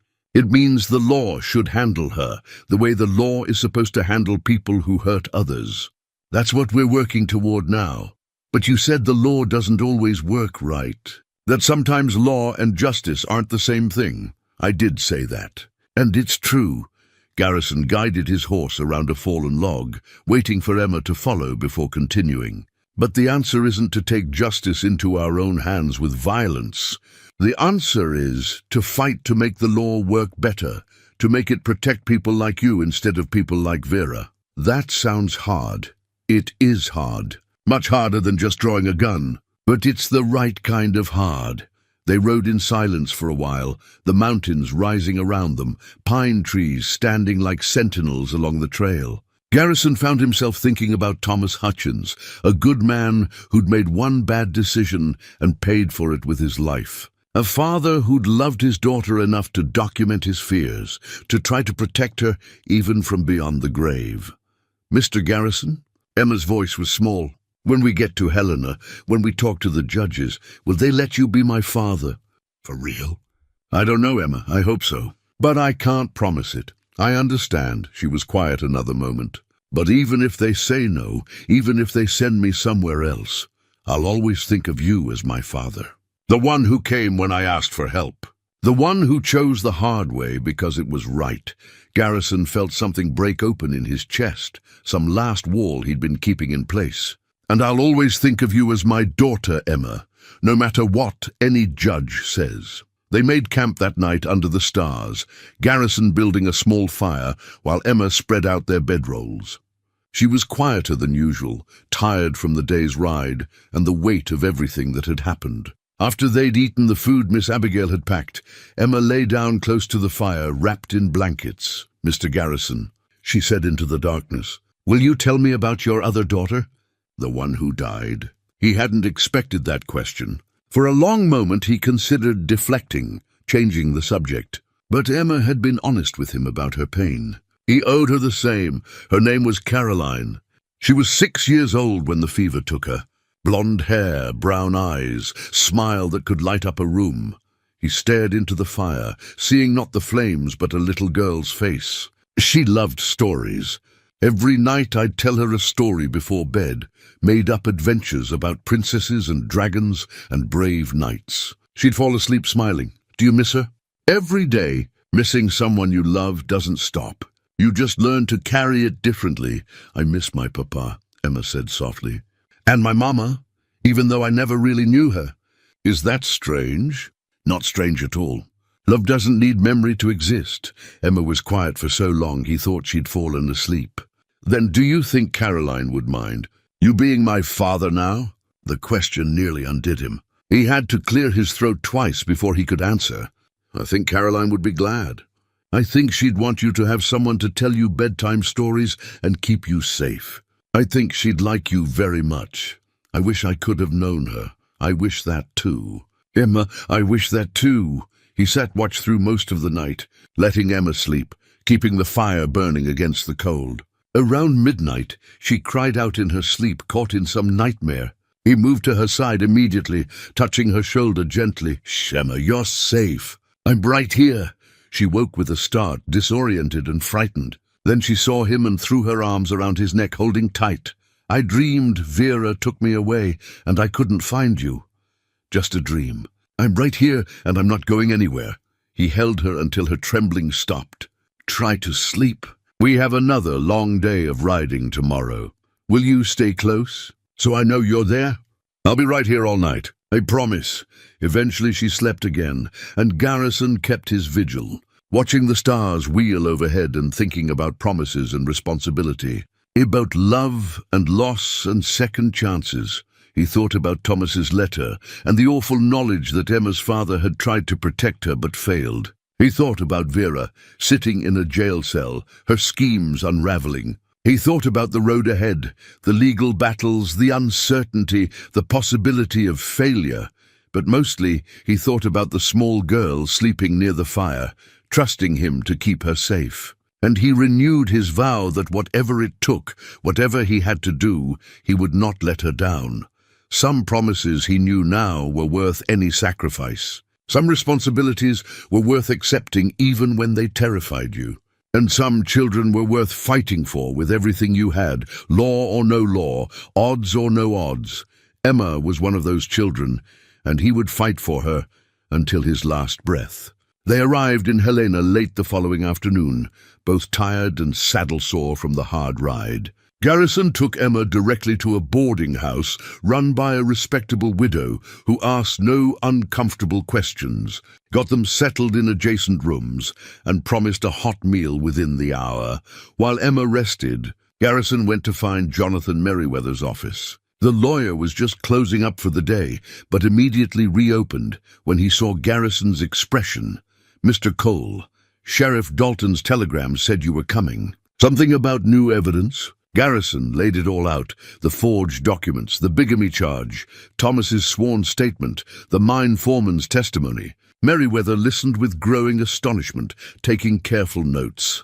This is considerably more serious than simple guardianship issues, the lawyer said when Garrison finished. If Mrs. Hutchins, or Mrs. Colton rather, is implicated in Thomas's death, this becomes a criminal matter that supersedes all custody questions. Can you get us in front of a judge?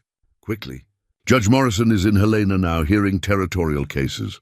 I can request an emergency hearing tomorrow morning. Merriweather straightened his papers with precise movements. But Mr. Cole, you should understand, even with all this evidence, there's no guarantee. Judges are cautious about removing children from legal guardians, even fraudulent ones. The law moves slowly. The law needs to move faster, Garrison said. Because if Vera gets out of that jail cell in Redemption Creek, Emma's life is in danger. Merriweather nodded gravely. I'll do my best. Bring Emma to the courthouse at 9 o'clock tomorrow morning. And Mr. Cole, be prepared for this to get difficult. When cornered animals fight back, they fight dirty. Garrison returned to the boarding house to find Emma sitting at a table by the window, watching the street below. She'd washed her face and combed her hair, and in the golden light of late afternoon, she looked painfully young. Is it fixed? She asked. Did the lawyer say you could be my father? Not yet, honey. We have to see a judge tomorrow. But we're making progress. They ate dinner together in the boarding house's small dining room, beef stew and fresh bread that tasted like heaven after trail rations. Emma was quiet, picking at her food, clearly worried about what tomorrow would bring. Emma, Garrison said gently, the judge will probably want to talk to you. Ask you questions about Vera, about what happened at home. Do you think you can do that? She nodded, though her face had gone pale. What kind of questions? About how Vera treated you. About the things she did. He reached across the table and took her hand. I know it's hard to talk about, but it's important that people understand why you can't go back to her. I'll tell them everything, Emma said with quiet determination. I'm not afraid of Vera anymore.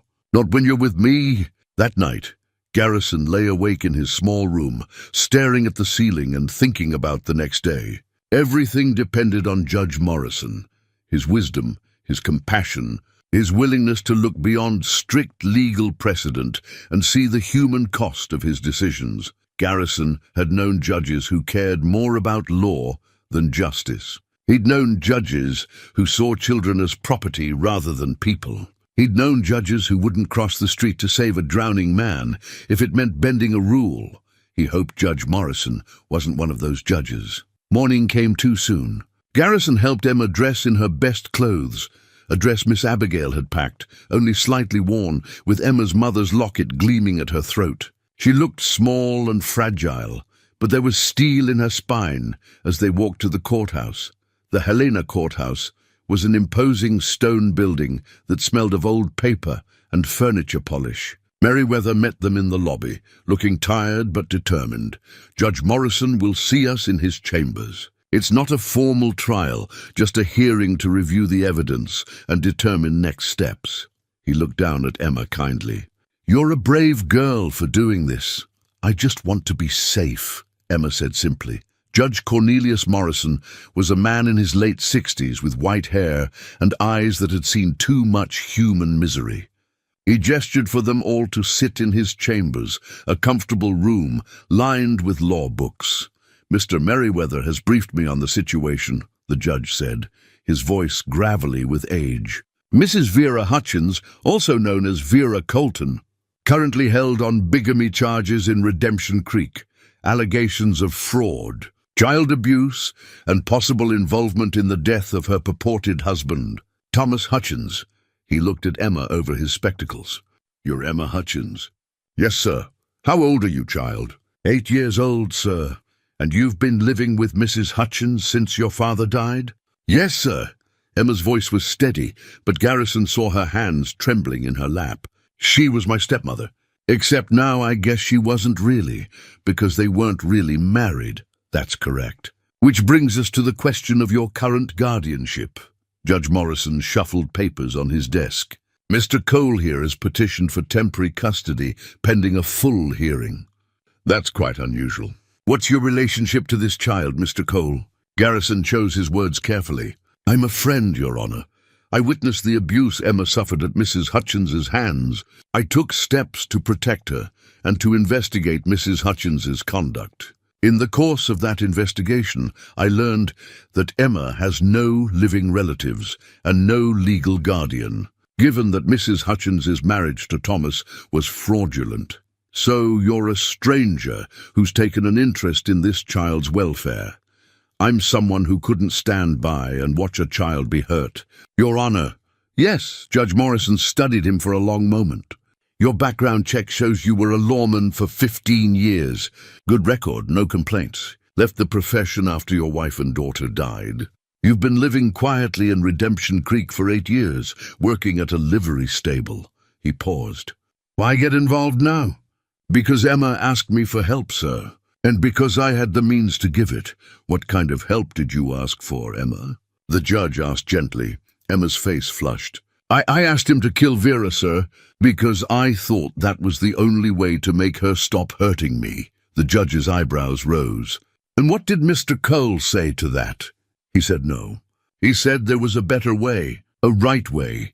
Emma looked at Garrison. He said killing was easy but justice was hard, and that I deserved a hard way because it would last longer. Judge Morrison made a note. Tell me about how Mrs. Hutchins treated you.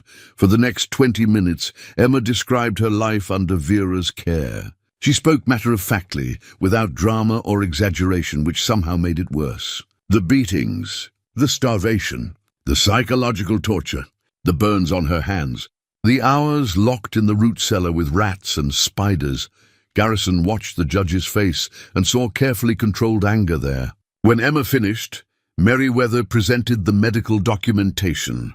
The photographs Doc Warren had taken of Emma's injuries. The sworn statements from townspeople who'd witnessed Vera's cruelty. "This is disturbing," Judge Morrison said, his voice tight. "Very disturbing indeed. However," he held up a hand as relief started to flood Garrison's face. "However, the question before me is not whether Mrs. Hutchins is fit to be Emma's guardian. Clearly she is not. The question is whether Mr. Cole is the appropriate person to take custody, even temporarily." "Your Honor," Merriweather began, but the judge cut him off.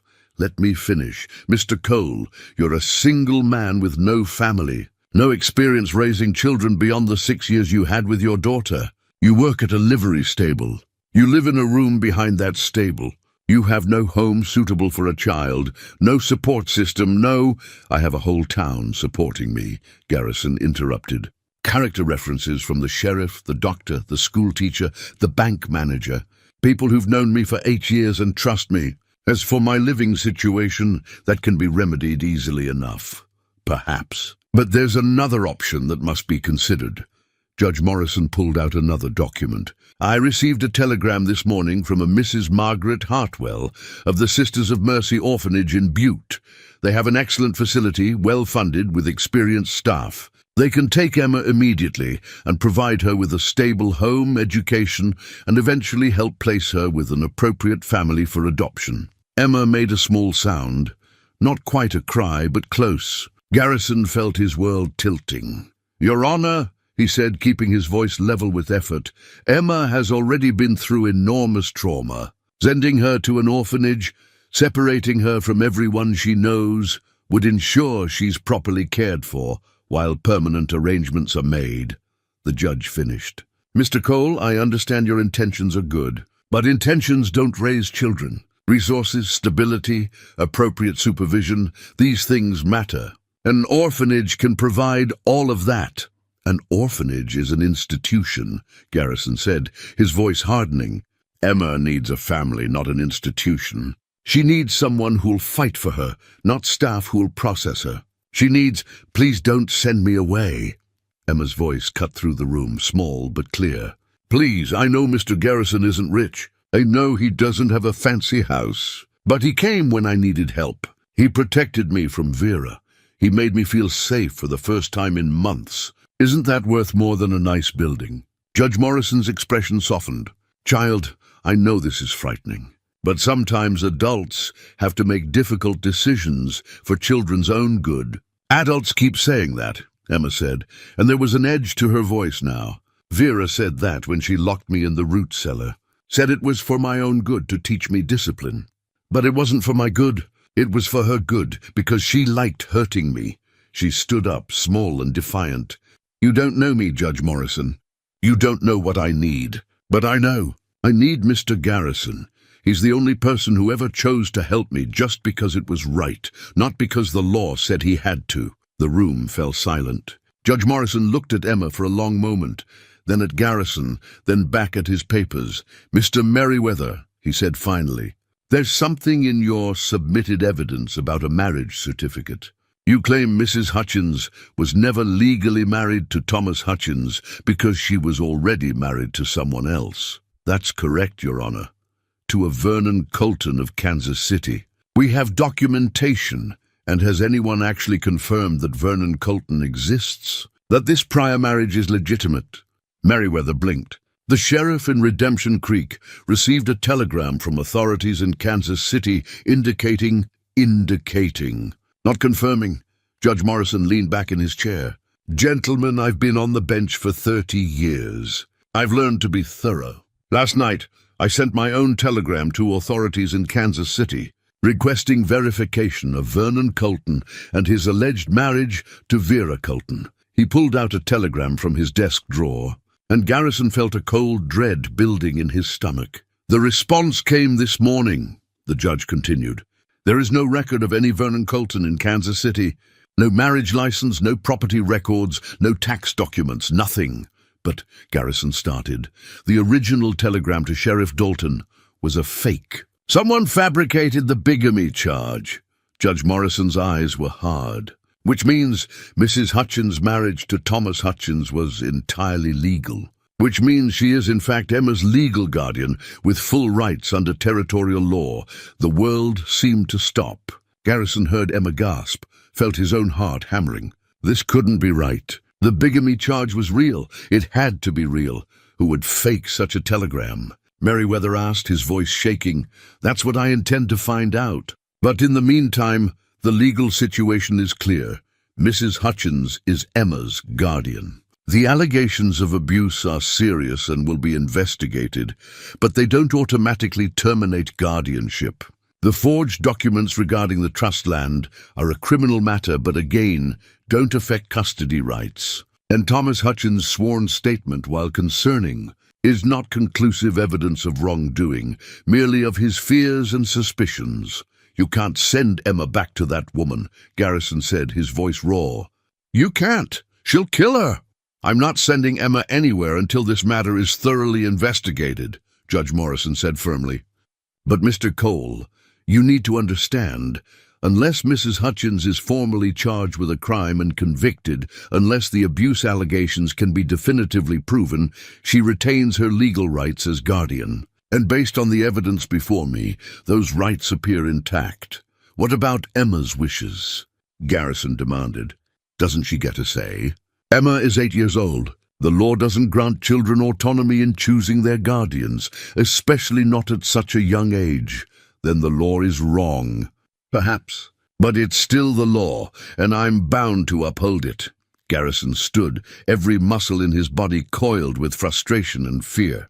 Your Honor, with all due respect, Mr. Cole. The judge's voice was stern.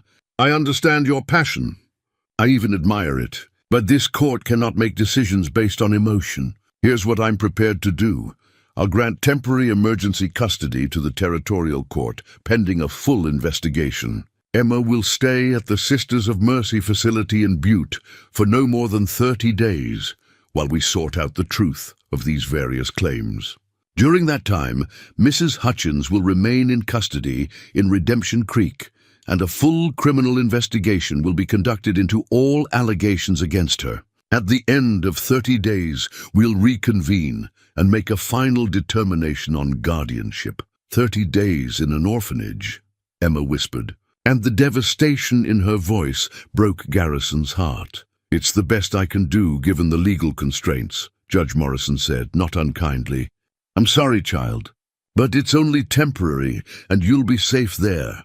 I was safe with Mr. Garrison, Emma said, tears streaming down her face. Why isn't that enough? The judge had no answer for that.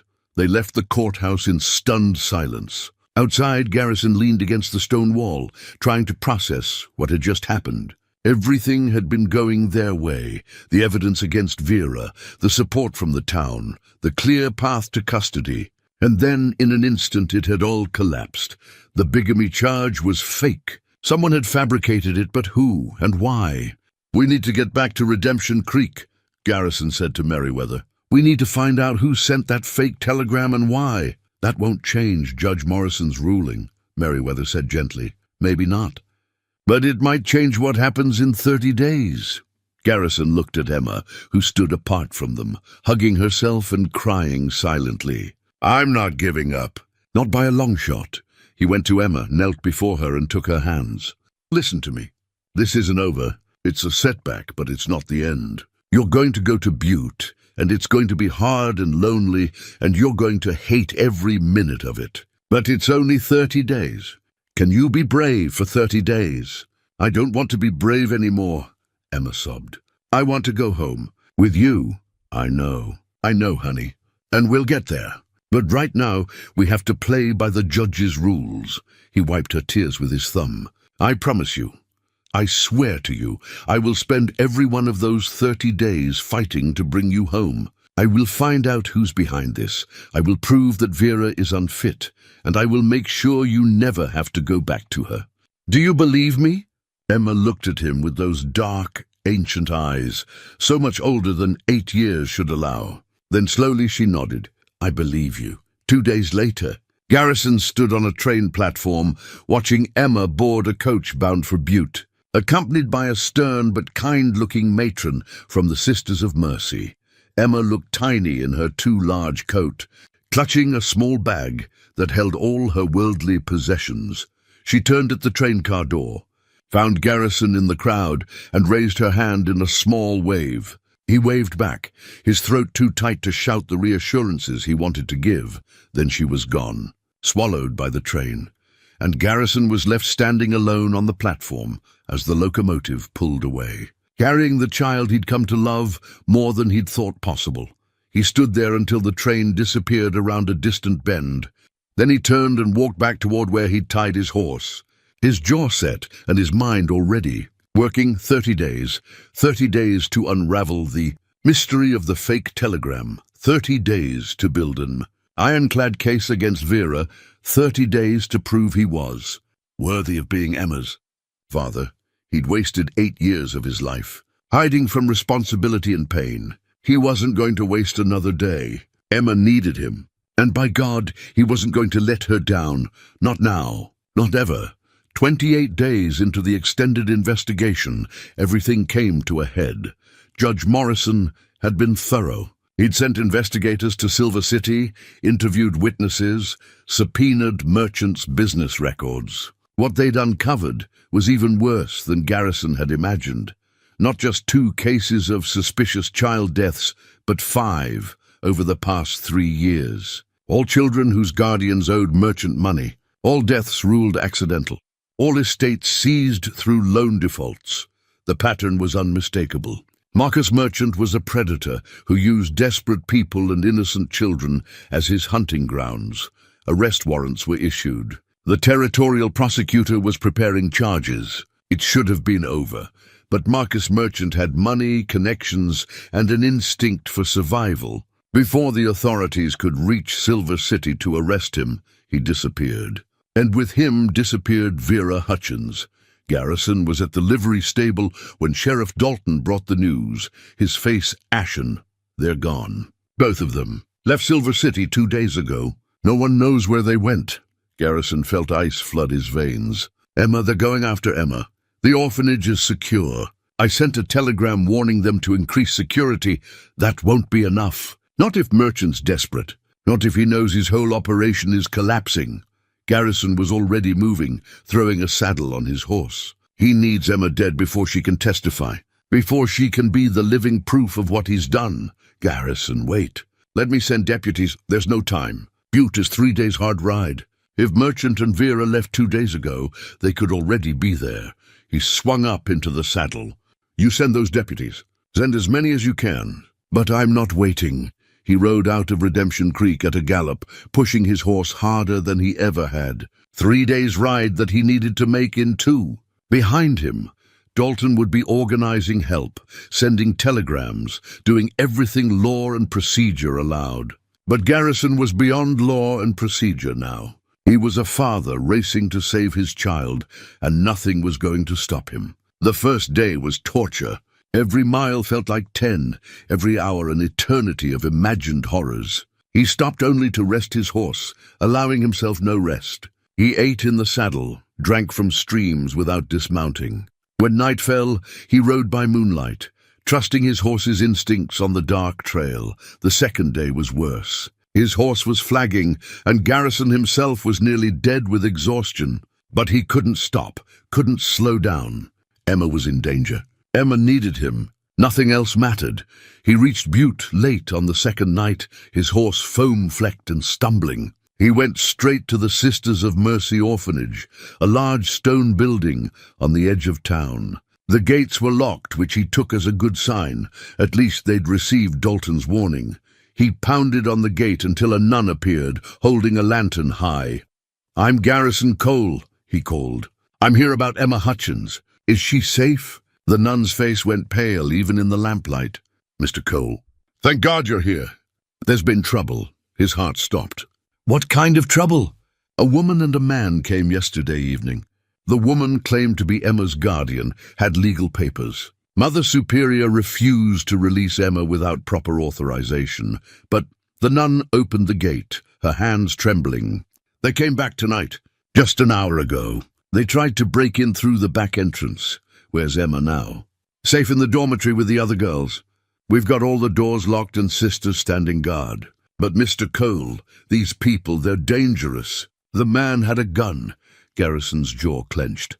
Let me in. I need to see Emma. Make sure she's all right. The nun led him through dark corridors to a large room where perhaps 20 girls of various ages were huddled together, many crying. Emma sat in the corner, her face white but composed, her hands clutching the locket at her throat. When she saw Garrison, she flew across the room and into his arms. "You came!" she sobbed into his coat. "I knew you would come. Of course I came. I'll always come." He held her tight, checking her for injuries. "Are you hurt?" "No, but I'm scared." Vera and that man, they were shouting through the windows, saying they were going to take me, that nobody could stop them. Emma pulled back to look at him. "Mr. Garrison, why won't they just leave me alone?" "Because you're worth money to them, honey. And because some people are so broken inside that they can't see children as anything but assets." He smoothed her hair. "But I'm here now, and I'm not going to let them take you." Mother Superior approached, a stern woman in her 60s with eyes that had seen too much suffering. "Mr. Cole, the sheriff's been telegraphed, but he's not expected until morning. The man and woman are still outside somewhere. We saw them watching the building an hour ago. Then we wait. We keep Emma safe until help arrives, and if they try to break in again." Garrison stood, gently detaching Emma's arms from around his waist. "Then I'll handle it." He went to the window, peering out into the darkness. The orphanage grounds were extensive, gardens, outbuildings, a high wall surrounding it all. Good defensive position, but also lots of places to hide, lots of ways to approach unseen. Marcus Merchant was out there somewhere. And Vera, both of them desperate, both of them knowing this was their last chance. If the authorities caught them, they'd face prison or worse. Their only hope was to eliminate the evidence, to eliminate Emma and disappear. Garrison checked his revolver, making sure it was loaded. He'd hoped never to wear a gun again, hoped his days of violence were behind him. But some things were worth fighting for. Some things were worth killing for, if it came to that. He settled in by the window to wait, his eyes scanning the darkness. Behind him, Emma and the other girls huddled together, the nuns trying to comfort them. The building was locked tight, every entrance barred. They were as safe as they could be, but Garrison knew from long experience that safety was an illusion. Determined people always found a way. He was proven right 2 hours later. The fire started in the south wing, the kitchen area, far from the dormitory. By the time anyone noticed, flames were already licking up the walls, smoke beginning to fill the corridors. "They're trying to flush us out," Garrison said to Mother Superior. "It's a tactical move, force us into the open where they can grab Emma in the confusion. We have to evacuate. The girls, I know, but we do it carefully all together. No one gets separated." He raised his voice. "Everyone stay calm. We're going to leave through the front entrance in an orderly line. Nuns in front and back, girls in the middle. Emma stays with me." They moved as a group through smoke-filled hallways, the younger girls crying, the older ones trying to be brave. The fire was spreading fast, too fast for a natural fire. Someone had used accelerant, had wanted to ensure it couldn't be easily controlled. They burst out into the cold night air, the girls coughing and gasping. Garrison kept Emma close, his eyes scanning the crowd gathering to watch the fire. Townspeople curious about the commotion.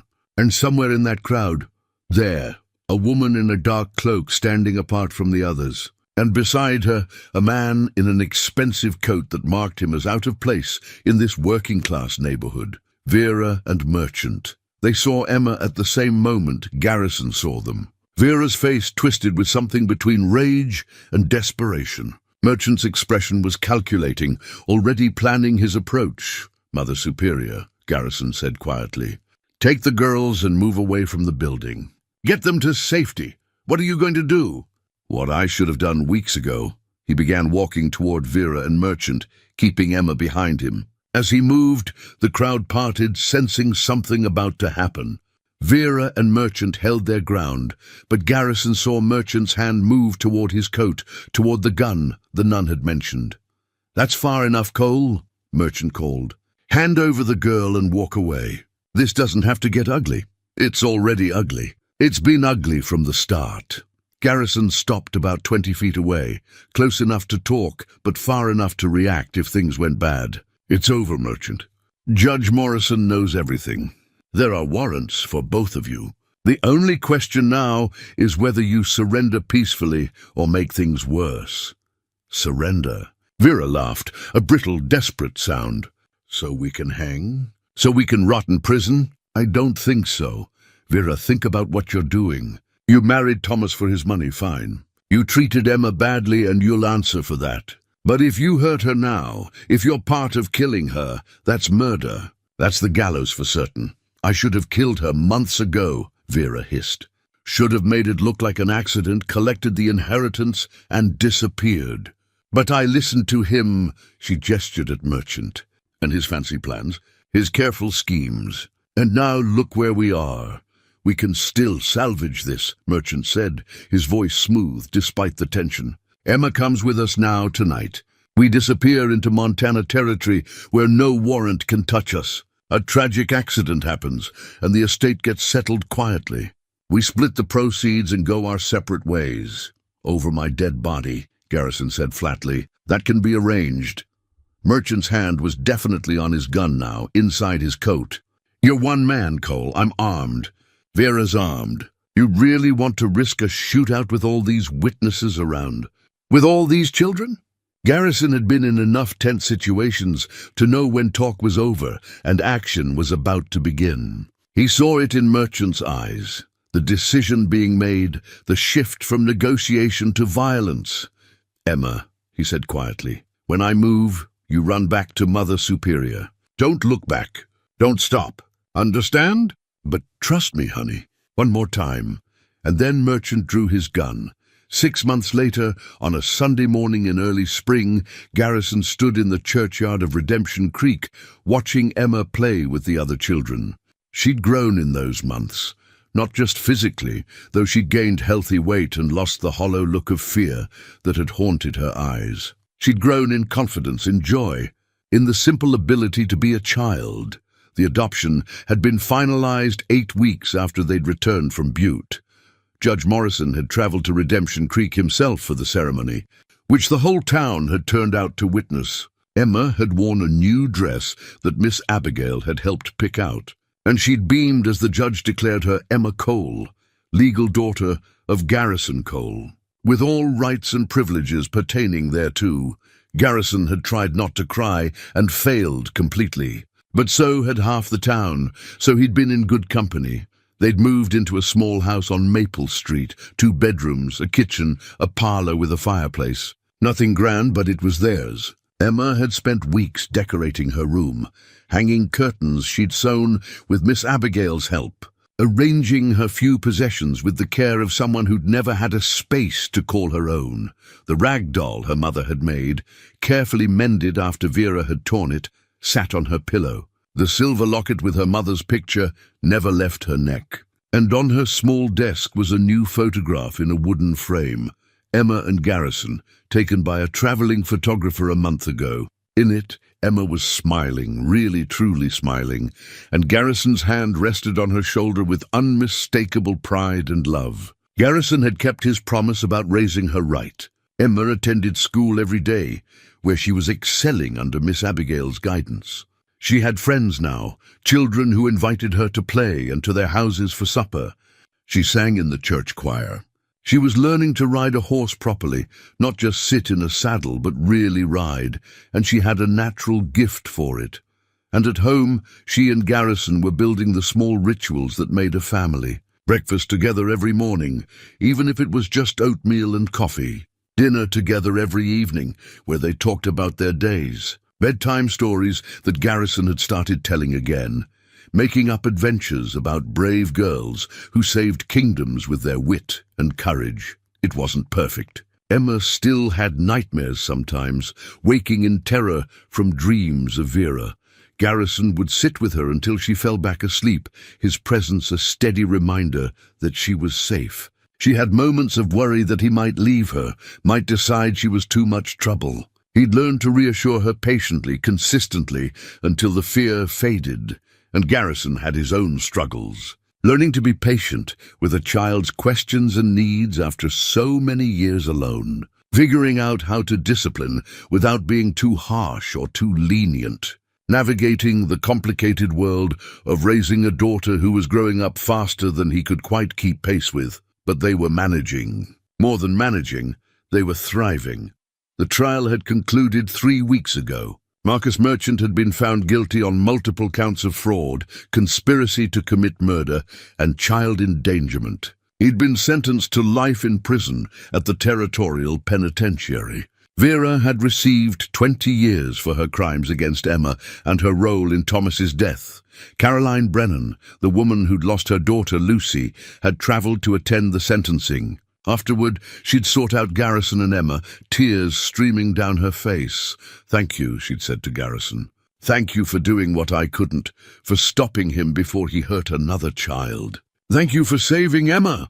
Emma had hugged her, this woman who understood her pain in a way no one else could. They'd stayed in touch, writing letters. Caroline had started a campaign to change territorial laws regarding children's rights and guardianship, using her daughter's memory to prevent future tragedies. Something good coming from something terrible. That was what Garrison tried to remember, that even in the darkest situations, people could choose to create light. Now, watching Emma laugh as she played tag with her friends, Garrison felt Doc Warren approach and stand beside him. "She looks happy," Doc observed. "She is happy. Most days, anyway. And you?" Garrison considered the question. For so long, happiness had seemed like something from another life, something that belonged to the man he used to be, before fever took his family. But standing here, watching his daughter, being a normal child in a normal town, he realized something had shifted. "I'm content," he said finally. "Maybe that's better than happy. It's deeper anyway, more real." "Martha would be pleased," Doc said quietly. "Your first wife, I mean. She'd be glad you found your way back to living." "I hope so. I think about her sometimes, wonder what she'd make of all this. Wonder if she'd approve of Emma. She'd love Emma. How could she not?" Doc pulled out his pipe, taking his time lighting it. "You know, when you first came to Redemption Creek, I thought you were a man waiting to die. Going through the motions, but not really alive. Now," he gestured toward where Emma was teaching a younger child how to braid dandelions into a crown. "Now you're actually living again." "Emma saved me as much as I saved her," Garrison admitted. "Maybe more." They stood in comfortable silence, watching the children play. After a while, Emma ran over, her face flushed with exertion. "Pa, can Sarah and Beth come over for lunch?" "Please. Miss Abigail said she'd come too, if it's all right." "Of course it's all right. Go tell them yes." Emma hugged him quickly. She was generous with affection now, this child who'd been so starved for it, and ran back to her friends. "She calls you Pa now," Doc noted. "I remember when she could barely look you in the eye." "Everything changes, given enough time and love," Garrison said. "That's what I'm learning." The afternoon passed, in the pleasant chaos of children and conversation. Miss Abigail did indeed come for lunch, along with Sarah and Beth and their mothers, and Garrison's small house was filled with laughter and chatter. He made sandwiches and lemonade, while the women talked and the girls played. And he realized this was what he'd been missing all those years alone, not just family, but community, connection, purpose beyond just surviving day to day. After everyone left and Emma was helping him clean up, she paused in wiping down the table. "Pa, do you ever wish your old life back? Your wife and your other daughter?" It was the kind of question only a child would ask, blunt and direct, going straight to the heart of things. Garrison set down the plate he'd been drying and thought carefully about his answer. "I miss them," he said honestly. "Every day in some way. But Emma, here's something I've learned. You can love someone who's gone and still love the life you have now. One doesn't replace the other. Your mama and papa, your real parents, they'll always be part of you. And my Martha and Caroline will always be part of me. But that doesn't mean we can't build something new together, you and me. I love you, Pa," Emma said softly. "As much as I would have loved my real papa if he'd lived. Is that okay?" "That's more than okay, honey. That's exactly right." He pulled her into a hug. "And I love you as much as I love Caroline. You're my daughter, Not a replacement, not a substitute. Just my daughter, exactly as you are. That evening, after Emma had gone to bed, Garrison sat on his front porch watching the stars come out.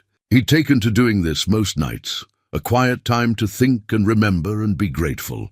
He thought about the path that had led him here, the grief that had driven him to Redemption Creek, the years of numbness, the day Emma had walked into his life and asked him to kill someone, setting in motion events that would change them both forever. He thought about the choice he'd made that day, to say no to violence, yes to justice, to choose the hard way because it was right. That choice had led to weeks of investigation and legal battles, and finally to that terrible night at the orphanage, where he'd been forced to use violence anyway, but only as a last resort, only to protect. If he'd said yes to Emma's first request, if he'd simply killed Vera that day, everything would be different.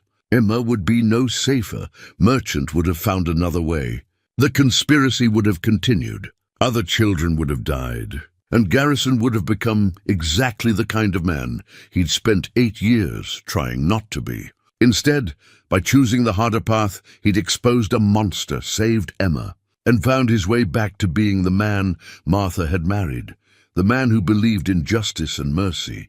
In doing what was right, even when it was difficult, he pulled out his old leather journal, the one he'd kept all these years. He'd made regular entries in it again, documenting Emma's progress and his own adjustment to fatherhood. On tonight's page, he wrote, 6 months as Emma's father. 6 months of learning that parenting is equal parts joy and terror, pride and worry, laughter and tears. She asked me today if it was okay that she loves me as much as she would have loved Thomas. I told her yes, and I meant it with everything in me. I understand now what Martha tried to tell me years ago, that love isn't a finite resource that gets used up. It grows to fill whatever space you give it. I have room in my heart for the family I lost and the family I've gained. Emma has room for the parents who died and the father who chose her. We're building something here in Redemption Creek. Not just a family, but a life. A real, genuine life with all its complications and small joys. Emma teaches me daily that resilience isn't about not falling down, it's about getting back up. That hope isn't naive, it's necessary. That asking for help isn't weakness, it's courage. She saved me by being brave enough to ask a stranger for help. I saved her by being wise enough to give her what she needed, rather than what she asked for. And together we saved each other from the loneliness and fear that had defined us both.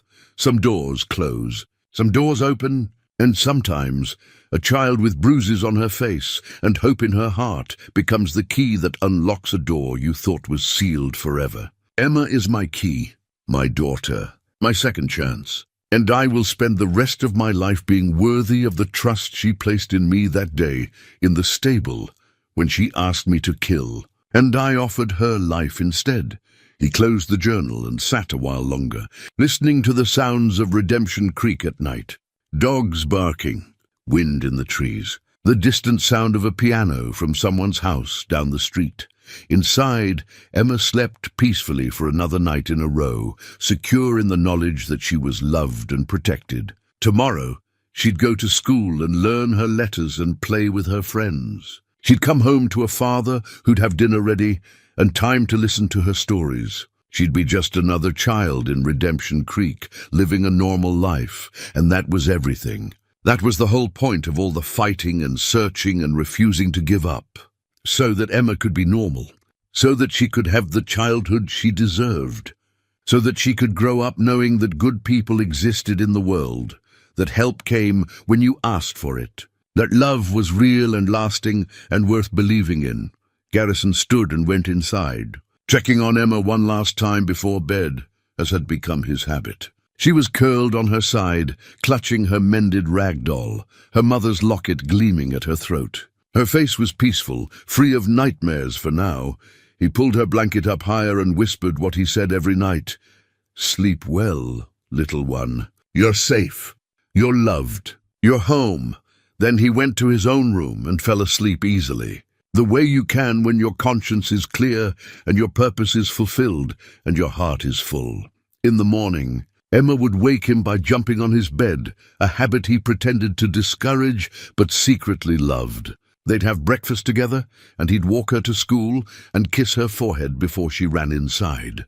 He'd work at the stable all day, ordinary work that gave him satisfaction. He'd pick Emma up from school, and they'd walk home together, her chattering about her day while he listened and smiled, and in all those small moments, in all those ordinary rituals, they'd continue building the family they'd both thought they'd lost forever. Not replacing what was gone, but creating something new, something precious, something worth all the hard choices and scary moments and acts of courage that had brought them to this place. Sometimes a child's cry for help breaks through the hardest heart. And sometimes a broken man finds redemption in choosing wisdom over violence, patience over rage, love over fear.